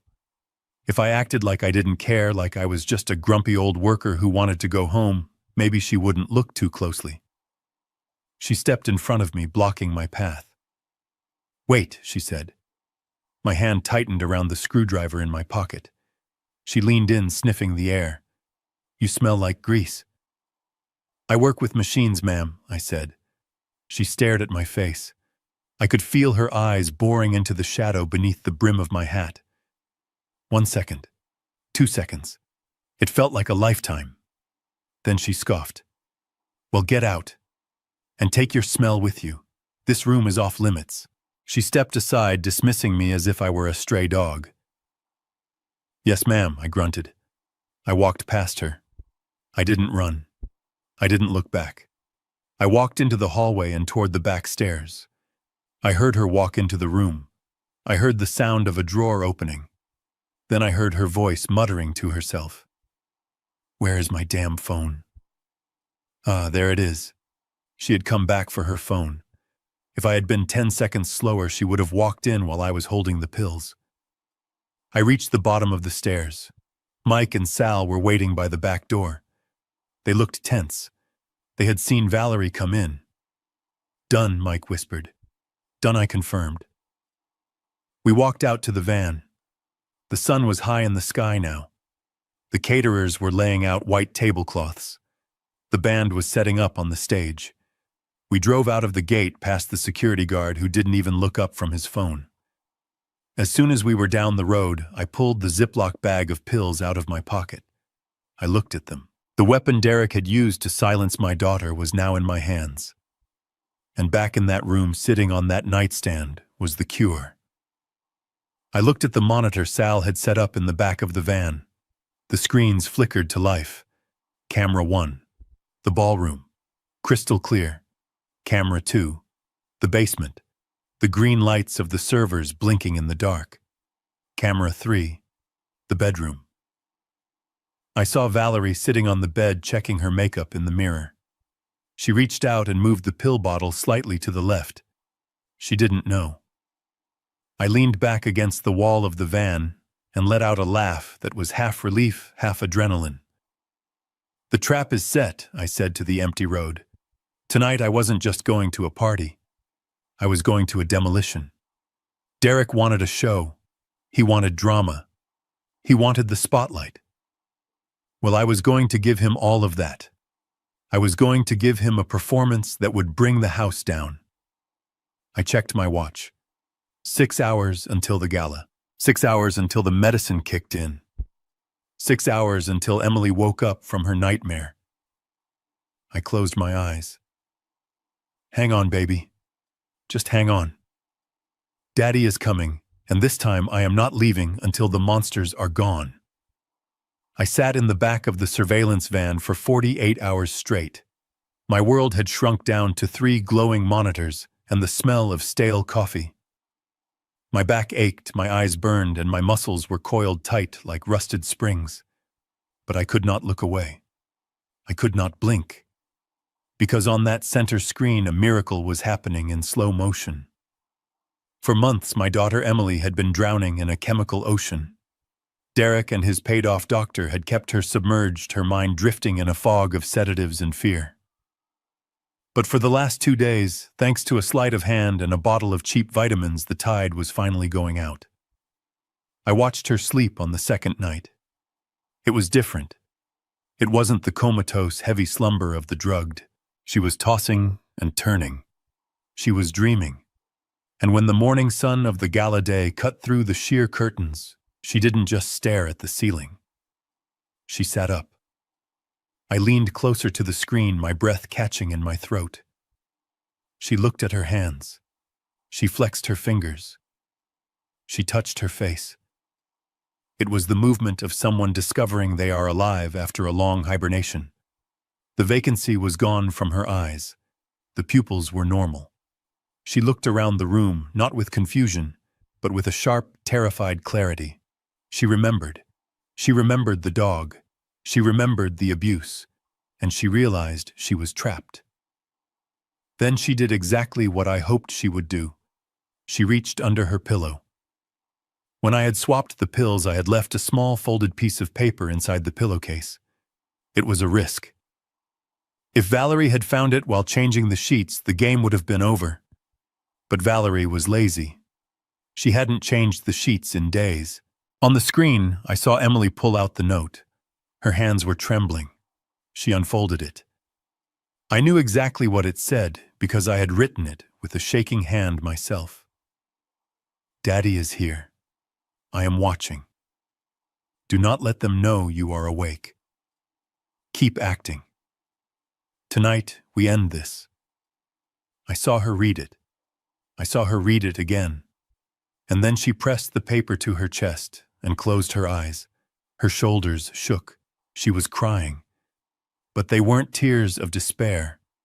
They were tears of relief. She wasn't alone anymore. The cavalry had arrived, and the cavalry was her father. She quickly hid the note inside her bra. She wiped her face. She took a deep breath, and then she slumped her shoulders. She let her jaw go slack. She unfocused her eyes. In the blink of an eye, she transformed back into the broken doll Derek wanted her to be. My girl. She was a fighter. She was acting for her life. Suddenly, the door to the bedroom flew open. Derek stormed in. He was half-dressed for the gala, wearing black tuxedo trousers and a crisp white shirt, but his bow tie was undone, hanging around his neck. He looked stressed. He was pacing, talking loudly into his phone. "I do not care what the bank says," he shouted into the phone. "The transfer happens on Monday. I have the old man's signature. The funds are secured. Just keep the creditors off my back for 24 more hours. He hung up and threw the phone onto the bed.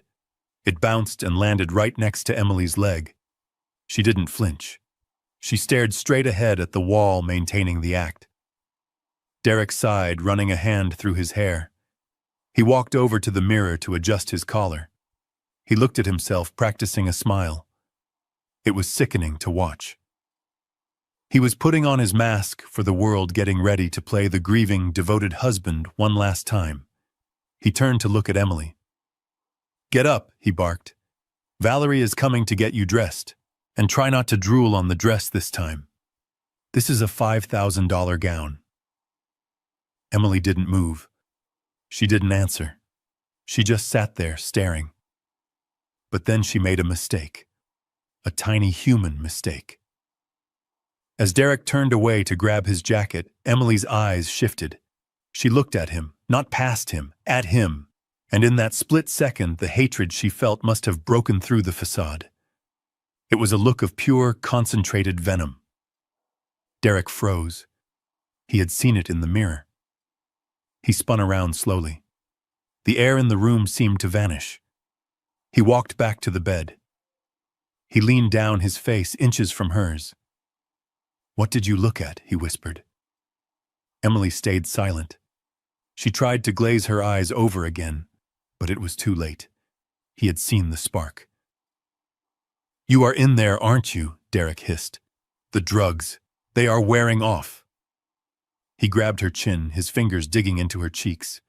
He forced her to look at him. "Do not look at me like that, you useless cow. Do not look at me with judgment. You think you are better than me. You think because your daddy has money and you have a degree that you are special. You are nothing." Emily didn't blink. She held his gaze. She didn't speak, but her eyes screamed defiance. And then he snapped. His hand lashed out. A sharp, brutal slap across her face. The sound came through the audio feed in the van like a gunshot. I flinched. My body reacted before my brain could stop it. My hand, which was holding a styrofoam cup of water, clenched shut. The cup exploded. Water sprayed over the console, but I didn't feel the cold. I didn't feel anything but a red-hot rage that threatened to burn me alive from the inside out. I watched my daughter's head snap to the side. A red mark bloomed instantly on her pale cheek. She didn't cry out. She just took it. Derek stood up, breathing hard. He straightened his cuffs. "You want to wake up," he said, his voice dropping to a terrifying calm. "Good. Be awake for this." He walked to the window and looked out at the party setup below. "Enjoy tonight, Emily. Smile for the cameras. Shake hands with the governor, because this is your farewell tour." He turned back to her, a cruel smile playing on his lips. "Once the bank clears the transfer on Monday, once I have your father's money in my offshore account, I won't need a wife anymore. And I certainly won't need a vegetable." He walked to the door, opening it. "Widowers get a lot of sympathy, Emily, especially when their mentally unstable wives succumb to their illness. Maybe you will slip in the bath. Maybe you will mix up your pills. I haven't decided yet. But either way, by Tuesday, I will be a grieving single man with $30 million, and you will be a tragedy on the evening news." He slammed the door shut. The silence returned to the room. I sat there in the van, water dripping from my hand onto the floor. I was shaking. Not from fear, but from the effort it took not to run out of that van charge up the hill and tear his throat out with my bare teeth. I looked at the screen. Emily slowly turned her head back. She touched her cheek where he had hit her. Then she looked up. She looked right at the vent where I had hidden the camera. She didn't know exactly where the lens was, but she knew I was watching. She knew I had heard it. She nodded. A single small nod. It wasn't a nod of defeat. It was a nod of permission. She was telling me she could handle the pain. She was telling me to stick to the plan. She was telling me to wait for the kill shot. I grabbed a towel and wiped the water off the console. My movements were robotic, cold, calculated. He had just signed his own death warrant. He had confessed. He had threatened murder. And I had it all on tape. But tape wasn't enough. I needed to destroy him in front of his audience. I needed to strip him of his reputation, his pride, and his freedom all at once. I checked my watch. 4 hours until the guests arrived. I reached for the microphone that connected to Mike and Sal's earpieces. "He just threatened to kill her," I said, my voice sounding like gravel grinding in a mixer. I heard Mike gasp on the other end. "Boss, do we move in?" "No," I said. "We wait. We stick to the timeline." "But Mike..." "Yeah, boss. Disable the backup generator," I ordered. "But if the power goes out..." Mike started. "When the power goes out, I cut him off. I want the house dark. I want him to panic. And then I want to be the one who turns the lights back on." I leaned back in the chair, staring at the image of my daughter. "You are going to be a widower, all right, Derek," I whispered. "But not the kind with money. You are going to be the kind that rots in a cell, wondering where it all went wrong." I started checking my equipment. I put on my tuxedo. It was an old suit, one I hadn't worn since Emily's wedding. It was a bit tight in the shoulders, but it fit. I looked in the mirror of the van. The man staring back wasn't a construction worker. He wasn't a victim. He was the executioner. And the gallows were ready. The garden of the Greenwich estate had been transformed into a theater of lies. Derek had spared no expense to set the stage for his final act of deception. Thousands of white lilies had been imported, filling the humid night air with a scent that was overwhelming, almost suffocating. To the guests, it smelled like luxury. To me, it smelled like a funeral parlor. Crystal chandeliers had been strung from the ancient oak trees, casting a soft golden glow over the manicured lawn. Waiters in white gloves moved like silent ghosts through the crowd, offering champagne on silver trays to men who destroyed economies for a living, and women who wore the GDP of a small nation around their necks. I stood near the periphery of the gala, hidden in the shadows of a large hedge. My tuxedo, purchased from a thrift store 2 days ago, smelled faintly of mothballs, which added a nice touch of authenticity to my performance. I leaned heavily on my cane, hunched over, making myself look smaller, frailer. I was no longer Harrison the builder. I was Harrison the relic. A dusty, broken old man who was just another prop in Derek's grand production. The guests were a who is who of the city's moral vacuum. I recognized a banker who had been investigated for fraud twice but never charged. I saw a politician who campaigned on family values while keeping 2 mistresses in the city. They were laughing, drinking, and congratulating each other on their own importance. They were the perfect audience for Derek. They understood the language of superficiality. They didn't care about the truth. They only cared about the presentation. Suddenly, the string quartet fell silent. The chatter died down as a spotlight cut through the darkness, illuminating the French doors at the top of the terrace stairs. The moment had arrived. Derek stepped out. He looked every inch the grieving hero. His tuxedo was tailored to perfection, hugging his frame in a way that suggested power and control. But he wasn't alone. He was pushing a wheelchair. My heart hammered against my ribs as I looked at my daughter. Emily. They had dressed her in a shimmering silver gown that caught the light, making her look like a statue cast in precious metal. Her hair had been styled in elaborate waves, and her face was painted with enough makeup to hide a bruise, but they couldn't hide the truth from a father. Her cheeks were hollow. Her arms, resting limply in her lap, were too thin. She looked like a beautiful broken doll that Derek had pulled out of a box for show and tell. A ripple of sympathetic murmurs went through the crowd.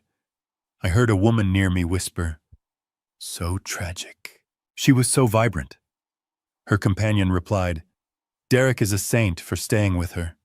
Most men would have put her in a home by now." I gripped the handle of my cane until my knuckles turned white. If only they knew. If only they knew that the saint was the one who had drained the life out of her drop by poison drop. Derek paused at the top of the stairs, soaking in the attention. He looked down at Emily with a gaze that was practiced, rehearsed, in front of a mirror 1,000 times. He reached out and gently tucked a stray lock of hair behind her ear. It was a gesture of intimacy that made my stomach turn. He wasn't touching his wife. He was adjusting his asset. He began to push the wheelchair down the ramp that had been specially installed for tonight. He moved slowly, solemnly, ensuring that every camera, every eye captured the image of his devotion. He wheeled her onto the low stage set up in the center of the garden. He locked the brakes on the wheelchair, trapping her in the spotlight. Then he took the microphone. "Thank you all for being here," Derek began. His voice was thick with emotion, trembling just enough to be convincing. "Tonight is about the foundation, yes. But for me tonight is about something much deeper. It is about promises." He looked down at Emily. She stared blankly at her lap, her face devoid of expression. She was playing her part perfectly. The drugs were gone from her system, but the mask remained. "When I married Emily," Derek continued, looking out at the crowd with wet, shining eyes, "I promised to love her in sickness and in health. I didn't know the sickness would come so soon. I didn't know it would take so much. Watching the brilliant, funny, vibrant woman I love fade into the shadows of her own mind has been the greatest pain of my life." He paused. He wiped a non-existent tear from his cheek. The crowd was eating it up. I saw handkerchiefs dabbing at eyes. "But love is not about convenience," he said, his voice rising with passion. "Love is about sacrifice. It is about staying when everyone else tells you to leave. It is about being the anchor in the storm." I wanted to vomit. The audacity of this man. He was standing there preaching about sacrifice while his mistress was likely watching from an upstairs window while his bank accounts were waiting for the influx of stolen money. He was weaponizing my daughter's suffering to polish his own ego. "I could not have done this alone," Derek said, shifting his tone to one of humble gratitude. "I have had support. And tonight I want to honor a man who has made a very difficult, very brave decision." The spotlight swung around. It swept over the crowd, searching until it blinded me. "Ladies and gentlemen," Derek announced, "my father-in-law, Harrison." The crowd turned. Hundreds of eyes landed on the old man in the cheap tuxedo. I blinked in the harsh light, letting my mouth hang open slightly, feigning confusion. "Harrison," Derek beckoned, waving me forward. "Please, come up here, join us." This was it. The transfer of power. The public legitimization of his theft. I began the long walk to the stage. I didn't rush. I shuffled. I dragged my left foot slightly. Tap, shuffle, tap, shuffle. The sound of my cane on the stone path was a rhythmic countdown to his destruction. As I passed through the sea of guests, they parted like the Red Sea. I felt their pity washing over me. "Poor old man," their eyes said. "He is past his prime. He is giving up." I reached the steps of the stage. Derek hurried down to help me, gripping my elbow with a firm, patronizing hand. "Careful, Dad," he whispered loud enough for the microphone to catch. "I've got you." He guided me up the stairs and positioned me next to the wheelchair. I was now standing beside the predator and his prey. I looked down at Emily. She didn't look up, but I saw her index finger tap the armrest of the wheelchair. Once. Twice. She was ready. Derek put his arm around my shoulders, pulling me into a side hug that felt like the embrace of a python. "Harrison has decided to officially step down from managing the family trust and the construction business," Derek announced to the room. "He is handing the reins over to me so that he can rest and so that I can ensure Emily has the best care money can buy." A round of applause broke out. It was polite affirmative. The Sharks were applauding the acquisition. "I accept this responsibility with humility," Derek beamed. "I promise you, Harrison, I will take care of everything. You won't have to worry about a thing." He turned to me, offering the microphone with a smug, triumphant smile. "Would you like to say a few words?" I looked at the microphone. I looked at his face glowing with the arrogance of a man who thinks he has won. I took the microphone. My hand shook, but not from age. It shook from the effort of holding back the hurricane inside me. I looked out at the silent garden. The air was thick, heavy, and nauseatingly fake. It was the perfect atmosphere for a revelation. "Thank you, Derek," I wheezed into the mic. "You are right. It is time for a change." Derek nodded encouragingly, waiting for his validation. But the old man was about to leave the building, and the father was about to take the stage. I held the microphone with a grip that turned my knuckles white. Derek was still smiling, that plastic rehearsed grin of a man who believes he has manipulated the world into submission. He nodded at me, expecting a eulogy for my own independence, expecting me to surrender the last of my dignity. The garden was silent, waiting for the old man to speak. I looked out at the sea of faces. The bankers, the politicians, the socialites. They were all watching, glass of champagne in hand, ready to applaud the transfer of wealth. They thought they were witnessing a business transaction. They did not know they were about to witness a demolition. Before I signed these papers, I said, my voice echoing clearly through the garden speakers, "I think it is important for everyone here to know exactly what they are investing in. Derek has told you a beautiful story tonight, a story about love, a story about sacrifice. But as a builder, I know that sometimes a fresh coat of paint is just there to hide the rot in the walls." Derek's smile faltered. He took a half step toward me. "Harrison," he whispered, "what are you doing?" I ignored him. I pointed a shaking finger at the massive LED screen behind us, the one that had been displaying heartwarming photos of the charity. "I have prepared a short film," I announced. "Let us call it a behind-the-scenes look at the true nature of my son-in-law." I signaled to the tech booth. Mike and Sal, sitting in their van miles away, hit the enter key. The screen flickered. The smiling photos vanished. The garden was suddenly bathed in the harsh blue light of a security camera feed. The first video began to play. It was the master bedroom.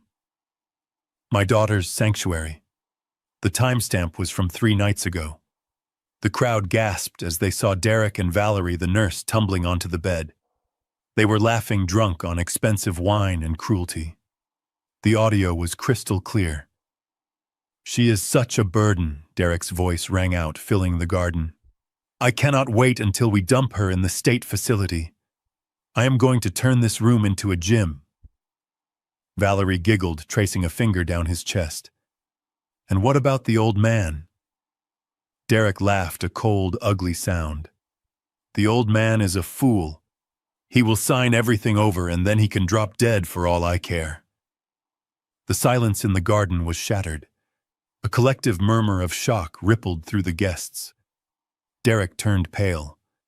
He looked at the screen, then at me, his eyes wide with panic. "Stop this," he hissed. "It is a fake. He is senile." But the video changed. The second clip was even worse. It was the kitchen.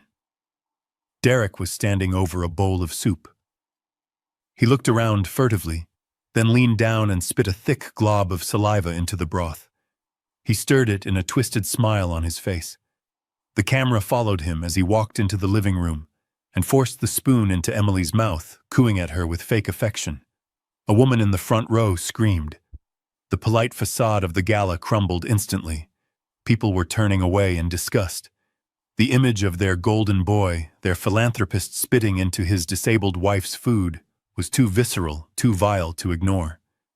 But I wasn't done. The final clip played. It was from this very morning. Derek stood in the bedroom fixing his tie.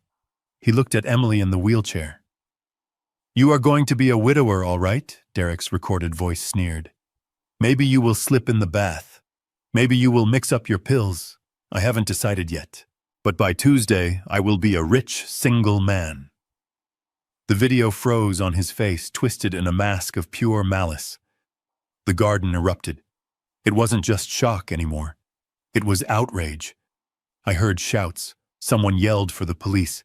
The guests were backing away from the stage as if it were radioactive. Derek stood there, stripped naked in front of the world. His reputation was incinerated. His freedom was gone. He looked like a cornered rat, his eyes darting frantically from the screen to the angry crowd. Then he looked at me. He saw the source of his destruction. He saw the old man he had underestimated, and the fear in his eyes turned to a primal, murderous rage. "I will kill you," he shrieked. He didn't think. He reacted. He lunged across the stage, his hands reaching for my throat. He wanted to silence me. He wanted to crush the life out of me right there in front of everyone. I watched him come. I didn't flinch. I opened my hand and let the cane fall. It hit the wooden stage with a hollow clatter. I didn't need it. I never needed it. I planted my feet. My work boots gripped the floorboards. I straightened my back, shedding the years, shedding the weakness. I wasn't a frail senior citizen. I was a man who had moved tons of concrete with his bare hands. Derek was fast, but he was sloppy. He swung wildly. I stepped inside his guard.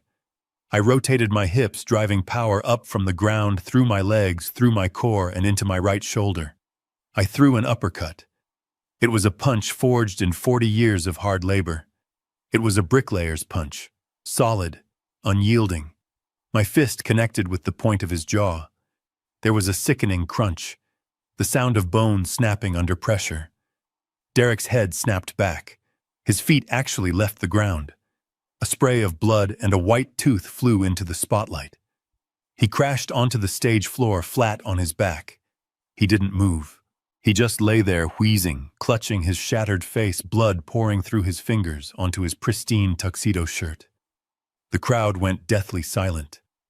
They stared at the old man, who was standing tall, fists clenched, chest heaving. I walked over to him. I loomed over his broken body. I looked at his Italian leather shoes, the same shoes he had used to step on my daughter. I reached down and grabbed the microphone. I brought it close to my lips, my voice a low, dangerous growl that shook the very air. "You like wiping your shoes on people, don't you, Derek?" He moaned, spitting blood. I pointed to the floorboards inches from his face. "Well, you are down there now. So go ahead." I leaned in, my eyes burning into his. "Lick the floor." The blue lights of the police cruisers washed over the garden, cutting through the shadows and the expensive mood lighting. It was over. The wail of the sirens drowned out the murmurs of the stunned guests as uniformed officers swarmed the stage. I stepped back, giving them space to do their job. I watched as they hauled Derek to his feet. He was still spitting blood, his jaw hanging at a sickening angle. He tried to shout orders, tried to pull rank, but the officers didn't care about his bank account or his tuxedo. They slammed him against the podium, twisting his arms behind his back until the handcuffs clicked shut. Valerie tried to blend into the crowd, shedding her nurse persona for one of a terrified bystander, but Leo Katz stepped out from behind a hedge flanked by 2 detectives. He pointed a finger at her, and that was it. She was in cuffs before she could take 3 steps. As they dragged her past the stage, she started screaming, blaming Derek for everything, claiming she was just following orders. It is funny how quickly rats turn on each other when the ship starts to sink. Derek was being led away, but he dug his heels into the grass. He looked frantically at Emily, who was still standing by the wheelchair. "Emily," he gargled through the blood in his mouth. Tell them I took care of you. Tell them it was all for you." The garden went silent again. All eyes turned to my daughter. She looked frail in her silver dress, her legs trembling from the effort of standing after months of atrophy. But her eyes were dry. She looked at the man who had promised to protect her, the man who had turned her home into a prison. She didn't speak. She slowly raised her left hand.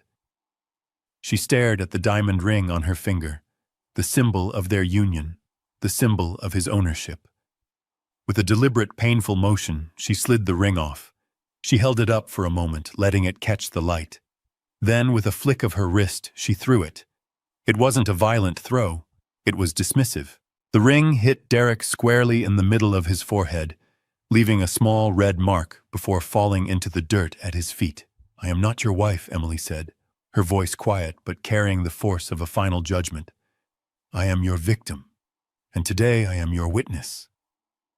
The crowd erupted into boos as the police shoved Derek toward the waiting cruiser. He was crying now. Ugly, selfish tears of a man who knows he has lost. I watched the taillights fade into the night. I didn't feel joy.